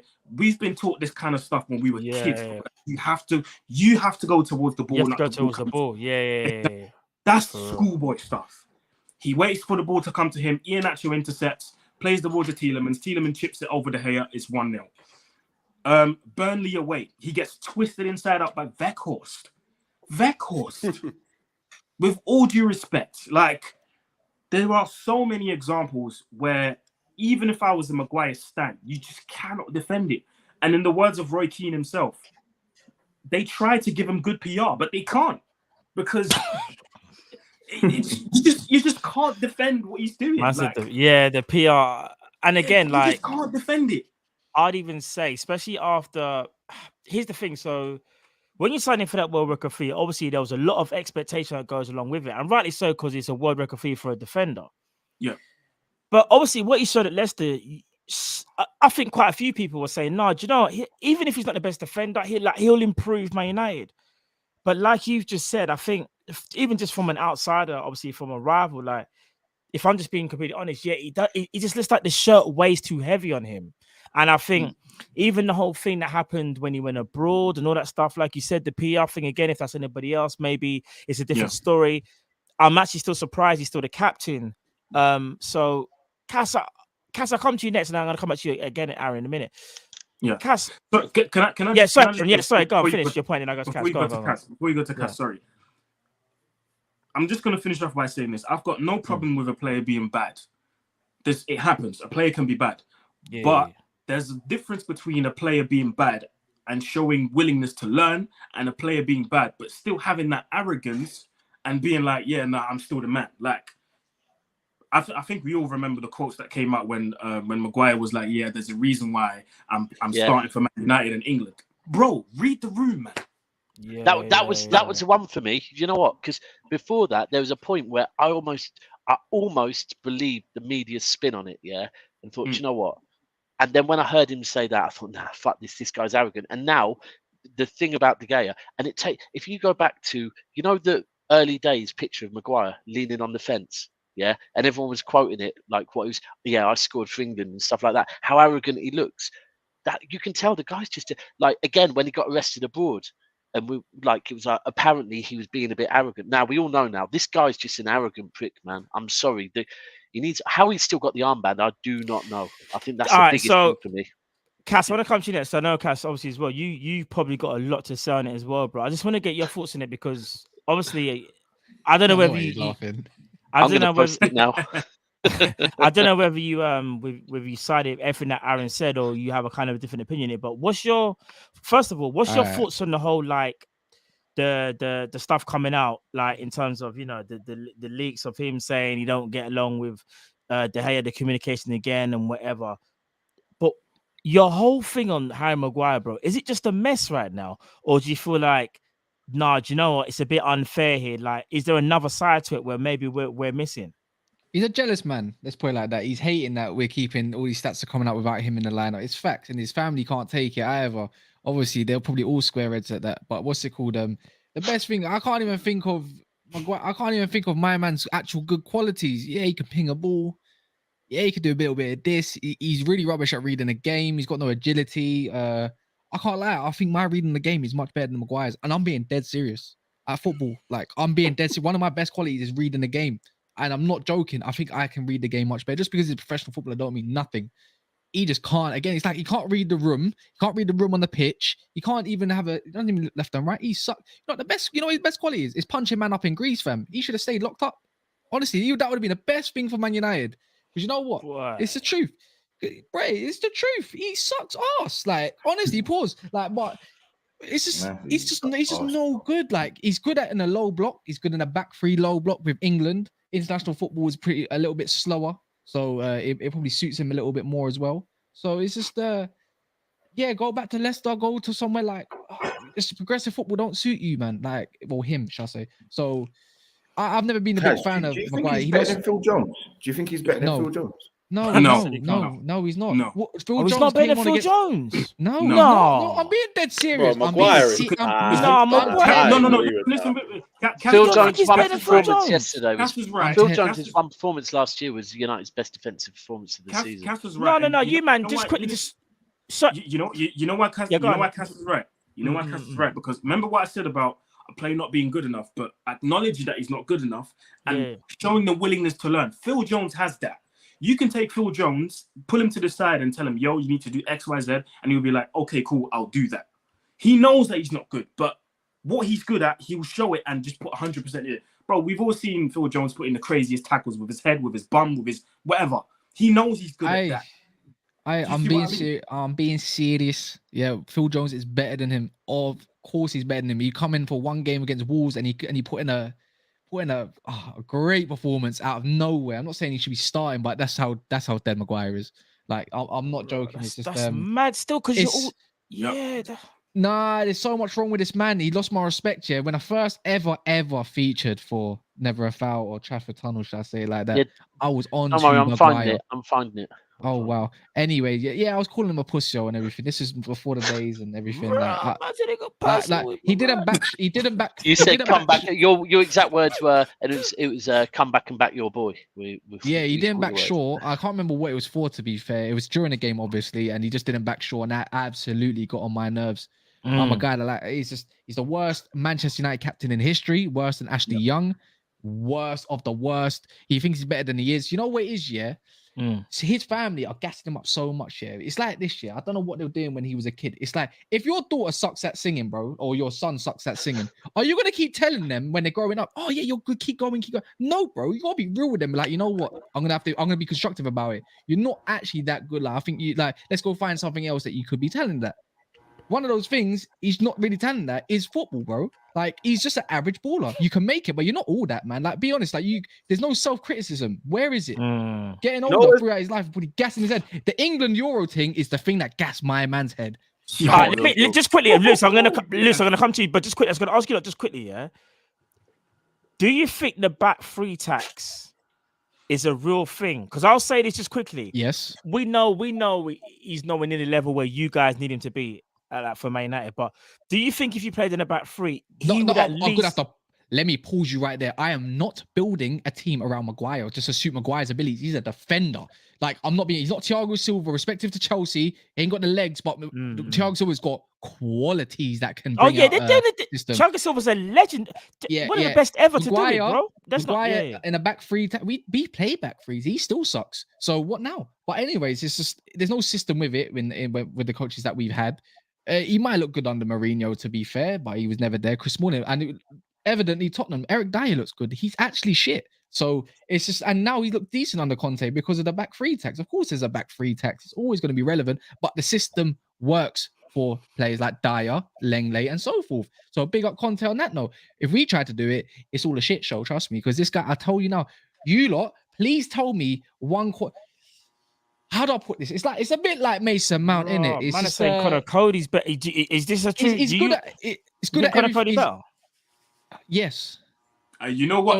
At he's least good at Connor everything. Cody, at least Connor Cody, you can hear him on the pitch when he's playing because he's shouting all the time. It's a bit, yeah. It's a bit like Mason Mount. Good at everything, master or nothing. Do you know what I mean? It's just, it is where it is. And Maguire, yeah, you're probably average at everything, but you're not even good at anything. That's the difference. That's the drop. Not even good at headering. Still. He's not even good at headering. People think this myth about he's good at headering. No, he's not. He can't even jump in the air that good. He literally jumps about half a foot off the ground. He's got no spring in his step. I don't know how a man is so slow. Honestly, I can go on all day about this man. He is no. I didn't realize how much you look. Obviously, we know as rivals, like we take the piss out of whatever. I didn't realize like the amount of like I wouldn't say hatred, but like I would just say like man just can't stand him. Like, but this is. Lewis, I want you to, because I know you want to say something. What was you going to say, Lewis, bro? Yeah. This is, like, we're talking about Manchester United and the whole failure with Maguire and everything. I think the overall atmosphere and everything, like the whole setting plays a massive part to it as well, because now we also has the title of basically being the worst signing in Premier League history, the worst Man United captain in history. He is under immeasurable pressure basically every time he plays because everyone expects him to drop a disaster class. Whereas for England, like, it's a bit more comical, but the atmosphere isn't necessarily the same. And I think with a decent start, like, people would get off his back and everything like that. With United, it's a lot more different. But that's also not as an excuse to his performances. Like, the sooner Man United get rid of Maguire, the better. I think, like, the same thing you were saying with Kaz, sounds exactly like what I've been saying with Kai for ages. The only difference is he hasn't got a family that just completely takes the piss and tries to force this narrative that the fan base is being too harsh on him. No, like, Maguire's been terrible. Like, his family sound like, what is it? You know when you watch X Factor and there's this dead singer and then their parents come out like 2 minutes after. It's like, no, you got to give him another chance. He's all right. He's all right. That's literally what this is. And it doesn't help the situation at all. And it puts more abuse onto Maguire's head. But it just seems like this arrogance that Daps was talking about, it's an overall family thing, overall builds the environment, and just the sooner you lot cut him off, the better, because at least you've taken him out the starting 11 now, but he still looks like he's a toxic influence in the environment, and your dressing room issues was another reason for why you guys haven't been doing anything over the last few years. He's been putting in brilliant performances on the bench, 10 out of 10. That's all he needs to do and stay there. You know what I'm saying? Fourth choice. Is he still the captain, Kaz? Is he still the captain?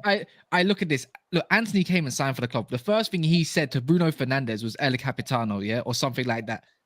Then Maguire said, "Welcome to the Manchester United. Thank you." That's the difference of level. Everyone knows Bruno is the current captain. You don't need the arm man to tell you. Every man looks at that man on the pitch. He's refining his game a little bit. I'm not the biggest fan of Bruno, by the way. But you could say this season he's refined his game for a bit, and he's played some killer passes that have been key. And he's keeping it a little bit more tidy than usual. When against Arsenal, if I'm not mistaken, innit? When against Arsenal, I think. Was one of the passes against Arsenal, killer passes. Matt, don't do that.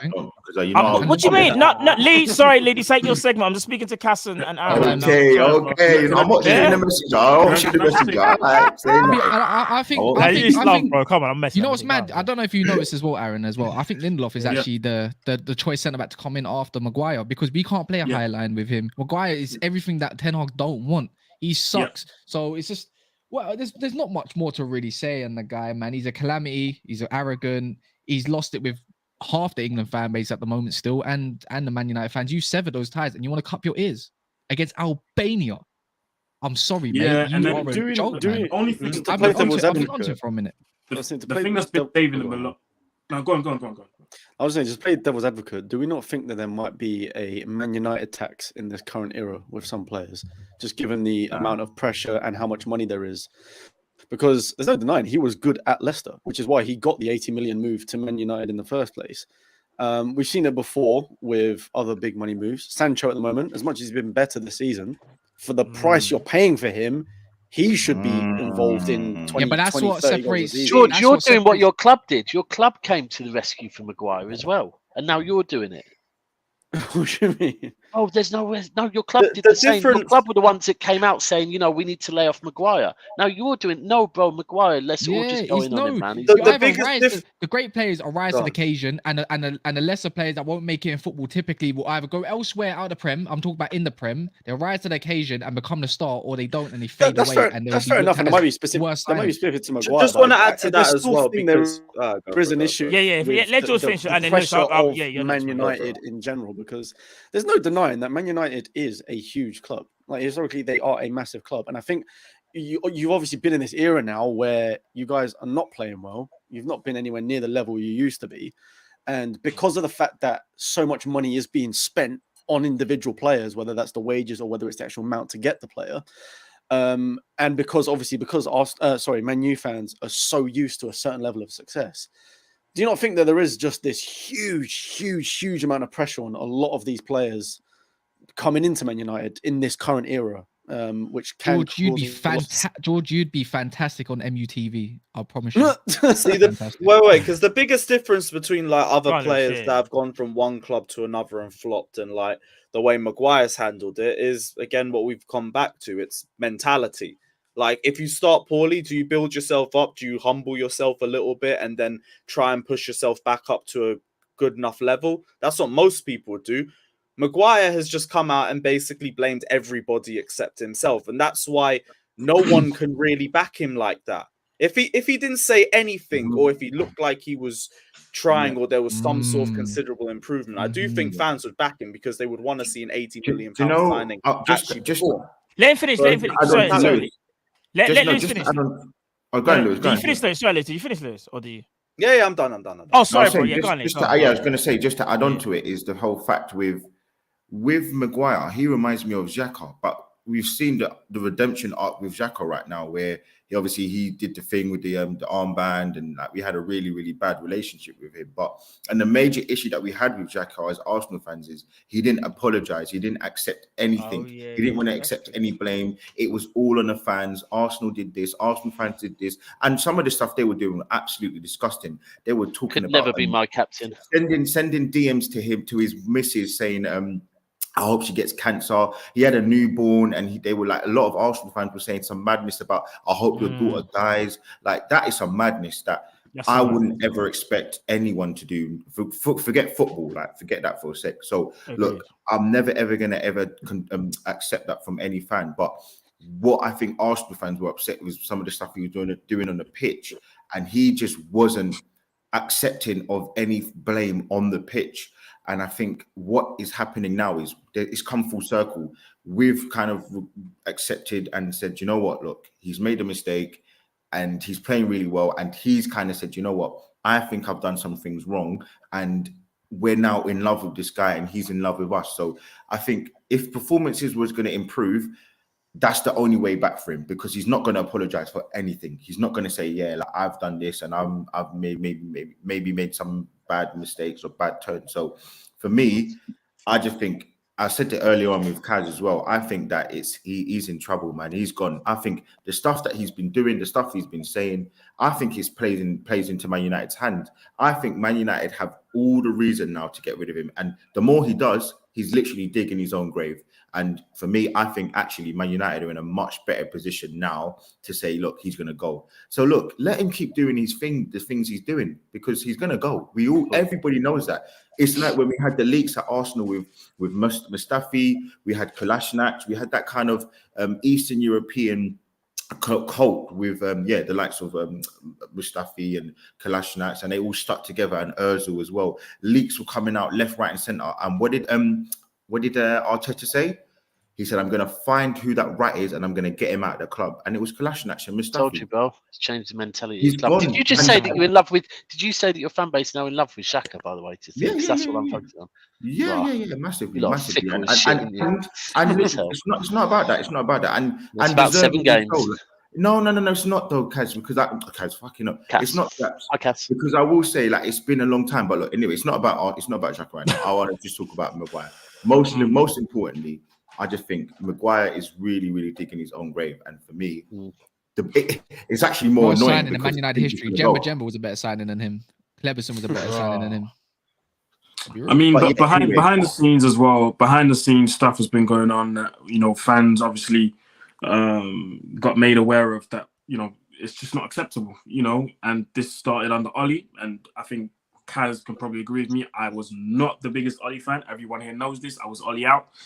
But to throw even him under the bus, that just shows after the game. I remember what type of guy Maguire is. The guy that brought you to the club, that gave you the armband, even though you didn't deserve it at all. You're throwing him under the bus as well. Well, he said something about Ollie recently. No, when Ollie was still there. I thought you meant again. I was like, what? No. Just before Ollie got sacked, he said something, but I can't remember what it was. Maybe Kaz remembers. That was a snaky prick. Sorry. Yeah, it said something about Ollie. Then obviously Rangnick came in, and then Rangnick. There was a divide in the dressing room basically because Ronaldo was there giving everybody. Oh yeah, because that's when the faction started appearing, didn't it? Because of that whole thing. Yeah. I remember. Faction and mentalities. Maguire was part of those guys to complain because Ronaldo demanded too much apparently. And then I think at one point Rangnick wanted a meeting with the head figures of the dressing room, so the Pogbas, Ronaldo, Maguire, Bruno, and Maguire was the only one not turning up to that meeting, even though he's the club captain, didn't turn up to that meeting. Because he probably thinks he's too good for it. That's the thing. Yeah. I don't need to do this. Oh, that was it. He was saying that the players lack belief following the loss, and then he said some other stuff that which what else did he say? But the maddest thing is, the media and everyone will paint it as Pogba, together, basically. Not Maguire. Everyone will say it's Pogba causing the issues. Where it's very clear who's causing the issues. Everyone was 100% sure that the leagues were Pogba and Lingard. Pogba and Lingard left the club, and the leagues carried on. Yeah. Yeah. No. It's literally the leaks carried on. By the way. Literally. Yeah. No. I think we can all safely say I think Lee's right. I think in terms of like this only ends one way really, and I think Maguire eventually does leave Man United. And just to end on a positive note for you guys as well. My question is, where does he go though? Who signs him? What does he go? Well, here's the thing. Maybe he goes back to Leicester. I think it's more of a case of how much money do Man United want to lose. I think if Man United are willing to just kind of just sacrifice, like, do you know what I mean? Like they're going to lose X amount of money, they'll just sell him to whoever. They're not really that bothered. Or like someone said in the comments, if he has like a, because again, like, I still find it weird. What even granted, but he's in the World Cup. Like what? He's in the World Cup. That to me just says everything about England, innit? But we won't go there today. But do you know what? That sort of is part of the problem, though, isn't it? Because he'll get into the England squad no matter what, and he's probably on ridiculous wages at Man U, so he probably doesn't even care that he might be on the bench. That's probably what United are trying to do. If he has a good World Cup, United are probably hopeful in the January window someone will come in. Oh, yeah. Maybe even in Chelsea, and I can't lie, because I mean, then again, Chelsea kind of you did get Fofana in the end. Hi, Lewis. Yeah, and that wasn't even a shot, by the way. That was just me thinking, because I remember at one point that they were badly after defenders, but they did get Koulibaly in the door, and they got in Fofana, so there should be no need there. Do you know what I mean? Tottenham. I mean, Conte will make him better than Dyer. Let's face it like that. He will, because it's a back three. Why wouldn't Maguire go back to Leicester? We've seen what's going on with their defense. Look, it's the money though, Lee. I think it's just. I was going to say it's just more of Leicester. I think it's just financial. Yeah, and they can't afford it. They'd ask for their money back. I think even the fact that take him for 10, 15 million. Everton will take him. 100%. But would a guy with that mentality even accept a downgrade like that? No, he probably won't. He probably wants more money. He'll probably ask for more money. But here's the thing, though. I think he should go Real Sociedad.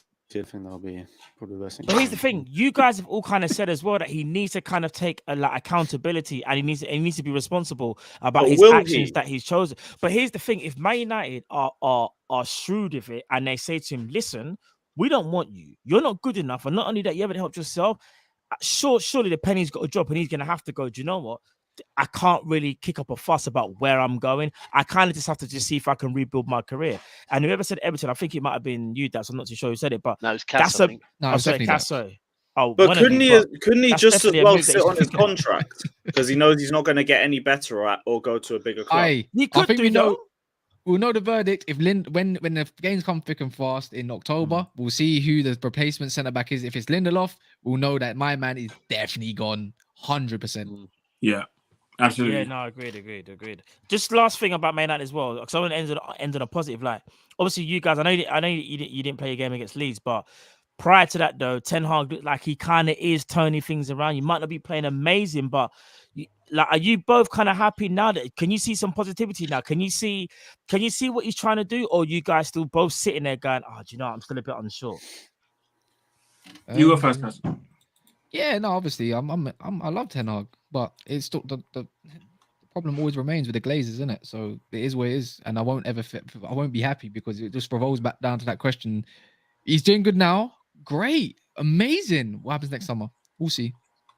If they're still here, anyways, we'll see. You meant to say green and gold till they're sold. Green and gold till they're sold. Yeah, that's what we were singing when we beat you 3-1, and you lot were doing Saliba for 45 minutes, then shut up after that second goal. He's top of the league, bro. He's top of the league. In September, brother. Yeah. Remember, it's not just you and Man United in it right now. There's Liverpool and City fans in it. All you've done is just made our trophy not gold, man. That's all it is. You just made it not gold, man. There we go. Lee's saying that Arsenal are winning the Premier League this season. It's official. Said it. Wait, can I just say, like, don't. You can't. No, we'll clip that. I agree with Cass. I think Ten Hag so far is doing well. He's slowly getting the squad to where he wants it to be. It's gonna take time. So yeah, I'm gonna give him all the time he needs. But like Cass said, question remains in the transfer window. Will he be back? I think he will, because every manager that's come in has been backed. Even the ones that I thought that shouldn't have been backed. But I think some business should get done in the January transfer window. I think a lot of players that we wanted, or a lot of players in general, was kind of scared to move because it's a World Cup year. You don't want to mess up your form and move to a new club and adapt, and you know what I mean, and your performances start to go down. So a lot of players that we were targeted or were linked with Man United didn't end up coming. So I think in January there should be some more business done. And I know, people have seen the John Murtough quotes, but I don't trust this guy anyway. So that's not about the transfer funds. That's about investors and stuff like that. It's actually completely about taking over the club. Yeah, stuff like this. A lot of them. No, I don't think about taking over the club. Just investors and investments and stuff like that. Nothing to actually do with the squad. But I thought he specifically said about they're not going to spend the level they did this summer. Yeah, ever again. But that's what people took it to the point where it was like we're going to spend zero money. Of course, we're not going to spend another 200 and so forth million. Yeah. But in January, we definitely need two things. In my opinion, right back and striker has to be a priority. I heard that FSG took not FSG. Fucking hell, I heard that Glazers took 36 million pound in June. Yeah, they took their usual. Oh, we're in more debt now. Yeah, no, we're in more debt now. Like we're in way more debt than originally. Yeah, long may it continue. It tells me that they're gonna. It should be a cash out thing at some point. They must be looking at something because they've never took that much out before. But yeah, on Ten Hag, I think he's doing good so far. Long may it continue. Well, that only leaves us with one more team to talk about, so it's not going to be a long segment. Let's talk last. Let's go. Yeah, let's go. Listen, it's like in the table. Obviously, you guys' results. That wasn't necessary, man. But all I literally was gonna say is you guys' results haven't been the greatest. Obviously, the last 2 games you played, you lost to Dynamo Zagreb, and I think that was the end of 2, if I'm not mistaken, right? Was it that one? Yeah. And then obviously you drew against Salzburg, and obviously you haven't played since because you're supposed to play us. Now, there hasn't been many games for Chelsea, but are you sitting there right now, bro, with Graham Potter thinking, yeah, do you know what? Graham Potter might be able to do something, or do you feel like there's fundamental flaws within Chelsea in terms of the recruitment, maybe not being good enough, or do you even feel like sacking Tuchel was a little bit too early, bro? I wanted to get your thoughts on it. Oh yeah, the Tuchel thing, like I'll keep saying that was way too early. I'll never understand that, but we're here now, innit? We can't do much else. Yeah. On what we could do for the season, I still don't know because it's too early. Like we could have been 3 games in, and I would have had a better understanding, but 2 of the games are postponed. The midfield looked a bit better defensively. We looked more solid. Going forwards, like that's where our biggest issue is. There's still no real focal point in the middle. Aubameyang isn't fully match fit yet, so I can't really judge him too far. And yeah, still not really a lot of creativity. But what was that? A wand? Oh my god! Fair enough. fair enough. But yeah, on Chelsea, I don't know what to make of us just yet. It all depends on how other teams play and also how quickly Graham Potter can get this attack firing again, because that's the only thing that hasn't had any improvement. Like the midfield, I thought as soon as we went into a 3-man midfield, we pushed Mount a bit deeper. We looked a lot more solid. But bro, let's be clear as well with your midfield, though. The one thing everyone needs to remember on your midfield is that there is a key cog that is missing right now. And when they come back, I think Kovacic changes the whole thing with your midfield for me. Yeah, man, definitely. I agree. It's about how quickly, how long they can stay fit. Because Kovacic, because he has been for the last season and a half. He's been in and out. Yeah. But Mason Mount can I ask you a question? Because someone was doing a team yesterday. Is it me or has Reece James been good this season? Yeah, Reece James has been great this season. Other than the Everton game, I don't think he's had a bad performance for us.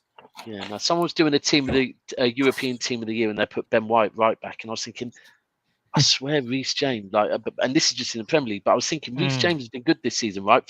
I get for Chelsea, maybe he's not some other players, a lot, hasn't he? This season, yeah, he has. That was because Fofana took ages to come in, but Reece James has only flown under the radar because our performances haven't been good. Yeah, that's what I was thinking. He hasn't been one of the four players. Yeah, he's been one of our better. In fact, the Southampton loss, big factor for it was because Reece James wasn't playing. But yeah, he's been brilliant this season.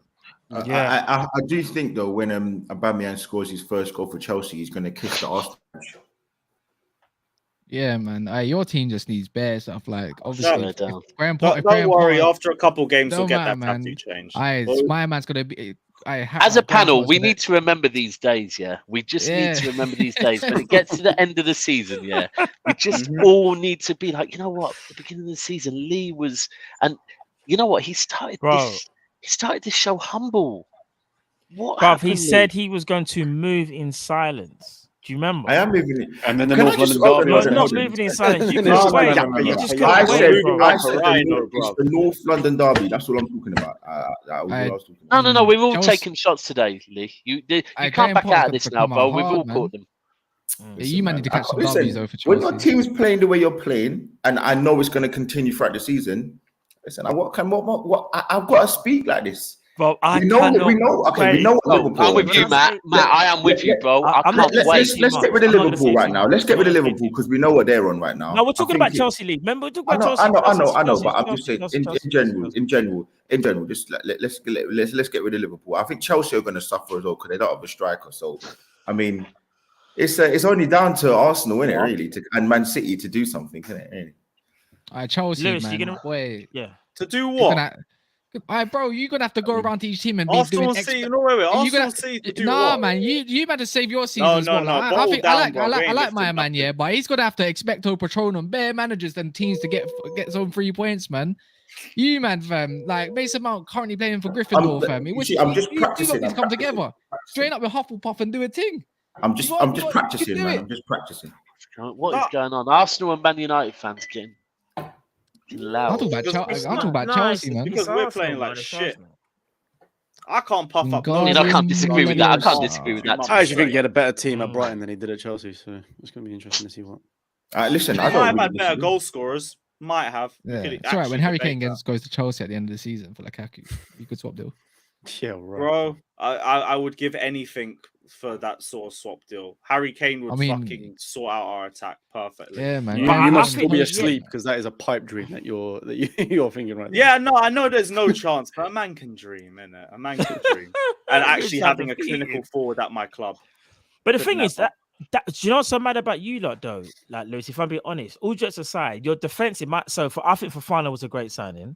I think that right hand side is locked up with Fofana and Reece James. For me, that's one of the best right hand sides in the Premier League. I'm not joking. From a defensive point of view, I think once a couple months of understanding, then man will lock up the team. When I'm telling you, but you can see it's mainly that forward line because I think. The midfield, you can kind of get away with it in certain games, but it's the forward line in terms of, like you said so many times, like Kai Havertz not really like doing what he was supposed to do, or he's not even maybe too sure about his role. His role's changed a lot. Then you've got Aubameyang, who at one point flying at Arsenal, then goes to Barca, starts well, then gets kind of dropped and sent to the side. And then, do you know what I mean? It's a bit, and to be fair, you did bring in Sterling, who I think Sterling, listen. So he's been so good. 6 Sterling- GNA in 8 games he plays next Sterling to has Havertz been and Mount. Sterling's been your shining light. The only thing I say is the killer up top. Obviously, you're hoping as a Chelsea fan, Aubameyang can do that. But I think if we're all just thinking of it just from a football man perspective, Aubameyang, you're thinking, yeah, bro, he's probably not it. Even if it's just for the short term. I don't know because it's way too early to judge. We went to True, Barcelona, true. brought him from 9th to 2nd. Like they True. were all pissed that they were losing him, even though they brought Single-handedly. Lewandowski in. Yeah, I agree, think but it's a very Lewis, good addition. But Lewis, it's too early to judge. No, I agree, but I will say again, same sort of similar to the other clubs. If Aubameyang doesn't work, you could probably go for Nunez, right? Why you keep bringing that spend another Nunez, 100 bro? million I don't on understand a this striker. guy. I mean, you know what? What do you think? What do you think? Nunez or Havertz? Who do you think's better? Oh my gosh. How many Ooh, goals no, has Nunez Havertz. scored? I don't Nunez, know. about that. Nunez has scored one goal with like 178 minutes. I don't understand this obsession. Do you know what it is? Do you know what it is? All it is Lee's obsessed with Liverpool because he used to support us. Man got the pajamas and that, but we Man moved. said he got Central I C. probably You still know, would take man Nunez. said Man's got the Central C. pajamas Hey, on. you know what? Central C is actually in Australia right now, so I think they can go and do his double act, innit? If they need him in the UK for any adverts. You're or lucky anything. I'm the moderator What today. I stops- swear to so what God. You stops- wait till what- next week. Quick one for George, yeah. I'm bit realistically before you wrap up, yeah. So Conte's a big fan of Lukaku, yeah, and he probably would want someone like Lautaro Martinez from Inter Milan when they have to sell. I'm telling you now, what stops Chelsea from adding Lukaku and some millions to him for Kane for something, and then you go get Martinez with that money as well? Would you say no to that? Central C, you know. Yes, I because mean, Kane is it's a 50 good times the deal. player that Lukaku is. No, but you have two players. Like your squad has a squad up by tenfold. Like Kane, remember Kane is the same age as Lukaku as well. He's coming up to 30 next year. He doesn't have that many left years in his deal. He probably can play till he's about 32, 33 on a high level. You know, but I'm just saying, would you not take something like that? Conte is a madman. If he says no, sorry, man, I'm going to Juventus then. If you don't give me what I want, I'm going to Chelsea. I mean, Juventus. Juventus can't give him anything at the moment. He might even go to Chelsea, Potter gets sacked, let's face it. But yeah. No chance in hell am I taking that. We've got Son and Kane and Kulusevski are miles better than both of those two anyway. Yeah, but think about it. Son's Just on use his the way money out, to get Stan- Lissandro well, not on Martinez his way out, but regardless. Son's getting older. Lautaro Martinez is a bit younger. Could change his system. Wait, just to freshen up Tottenham. You have to just buy him you have anyway. We don't need to sell Kane to get him. I don't know how you lot are going to replace Son and Kane, because when they do continue aging next year, every year is another year and so forth. But I'm just saying Martinez is young. Lukaku could be the guy still just to do a little bit of something. No, I'm just saying it's viable. Do you know what? Can I just be clear? I just need to say this because this show has been Arsenal and Man United fans getting very hyped. So I'm just going to say this very clearly as a Man City fan. Our biggest title rival this season is Liverpool. You lot carry on talking. Oh, because we're on Kop-Ish. All right, I get it. No, that's very simple. No, that's very simple, Cass. But I'm not going to bite on that still. No, it's not even a bite. I'm just. Not you. Arsenal. The way Cass. Cass knows what he's it's not doing. that. Cass knows what he's doing. Nobody's your rival because you got the title this year. All right, simple as that. No one's a rival. It's thin air, bro.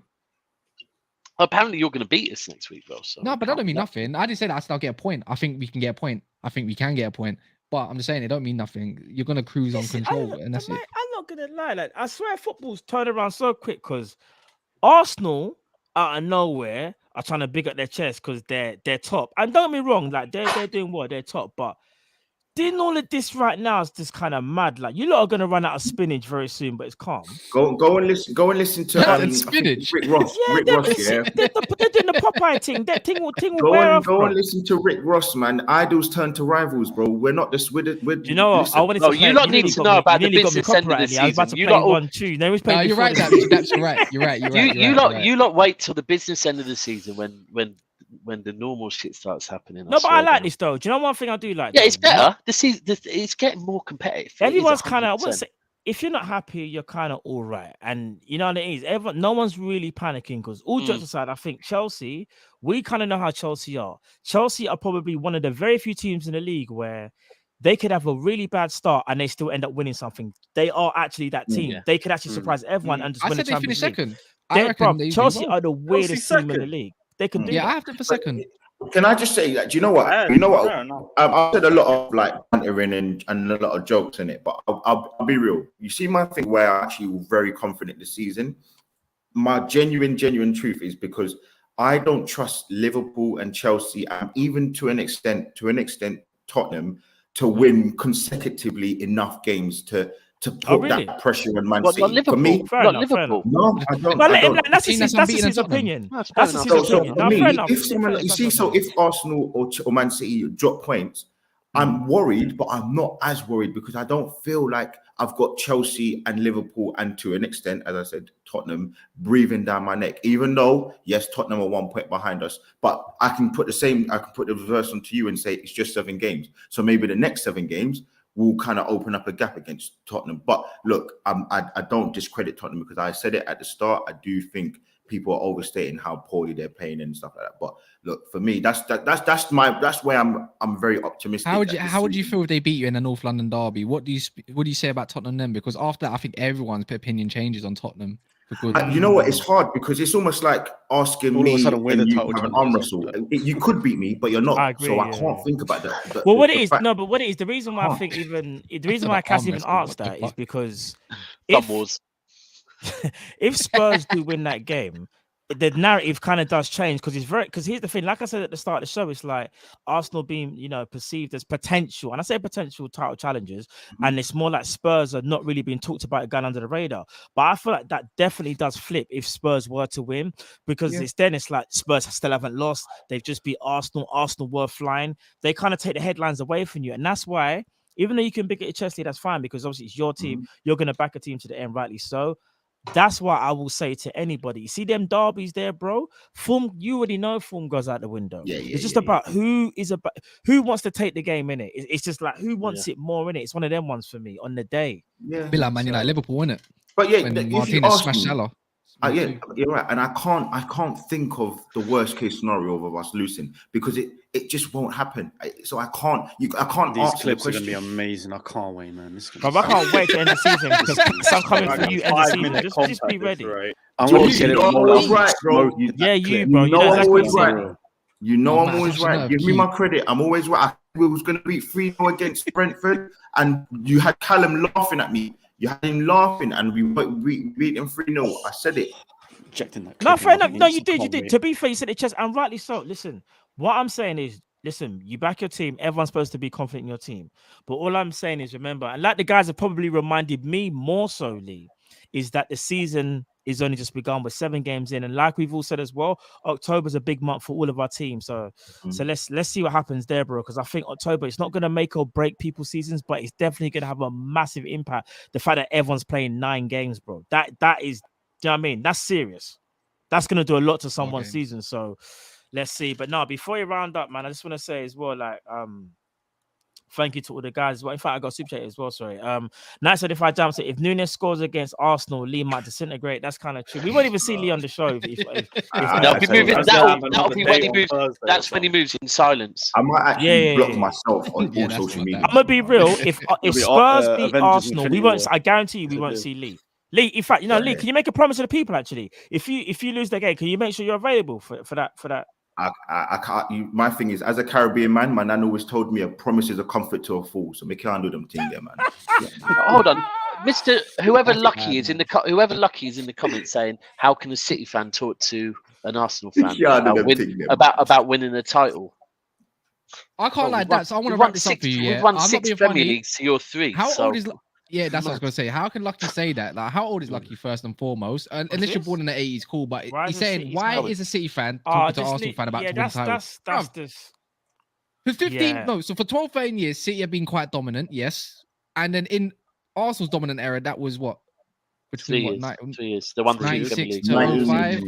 However, let me be clear as well. I'm not naive enough to not know that Arsenal have won more leagues overall than us. But come on, in this generation, you can't act like City don't know how to win leagues because we definitely fucking do. Like, in it, Matt. That's just a non-argument there. 100%, bro.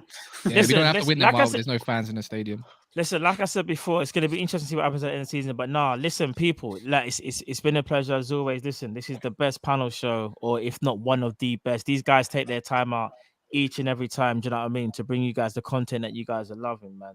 So yeah, man, I just want to appreciate each and every one of you for jumping on as always. And listen, people, smash that like button, and their descriptions are in the description. Sorry, their links for their channels are in the description of the video as well. So make sure you subscribe to each one of them. And make sure you like the video as well, people. But nah, man, it's love as always. And we'll be back next Thursday. You know what I mean? Hopefully, you know, everyone will be here. If not, you know what time it is. Oh, we got a big one next weekend to talk about. It's the North London derby and the Manchester derby. Yeah, come on, man. So, you know what time it is. But nah, man, and hopefully Liverpool everyone, can get their 4th win. And on that note, because I ain't going to go into it again. This guy just wants to. I do want to say as well. That was an added time. Guardian, Leviosa. Biggest London derby, Crystal Palace, Chelsea, also next weekend. So we can get. Sorry, who? Yeah. Come on, Patrick Vieira. Come on. Sorry, say that again, bros. I didn't hear. Say again. Palace versus Chelsea, biggest London derby's on next week too. So get into it next week. Big up for that as well. Big up Patrick Zaha Vieira will as rip well. you apart He's our legend as well. Ain't that right, Lee? No, he's not. Don't do that. I didn't even do that, bro. Why are you getting shit for? Why? And ours, by the way. Oh yeah. For real. My God, shameless. Vieira's a legend though. He's a legend of the game. He is. But anyway, Last trophy he won was at City, I believe. Frank Lampard's a City legend as well. He is indeed. In it, Lewis. Proper Chelsea. No. Vieira's the real G. Hi, Matt. Hi, Drifty. Just wanted to send my regard and enjoy the summer. You're not going to get me, bro. You're never going to get me. Vieira's the real G. Bruv, it's calm. I won't be on camera. Vieira watches the show. Patrick watches the show, innit? So it's calm. You're just disrespecting your legend. That's all you're doing. I love you, bro. Disrespecting your legend, innit? I'm just saying, innit? No. I'm just not going to be on camera when he says that madness, bro. All right, cool. Vieira, just tell him family bush, and that's it, man. Done. Yeah. I mean. But anyway, people, love as always. Prem Panel Show. We out. Love. Peace.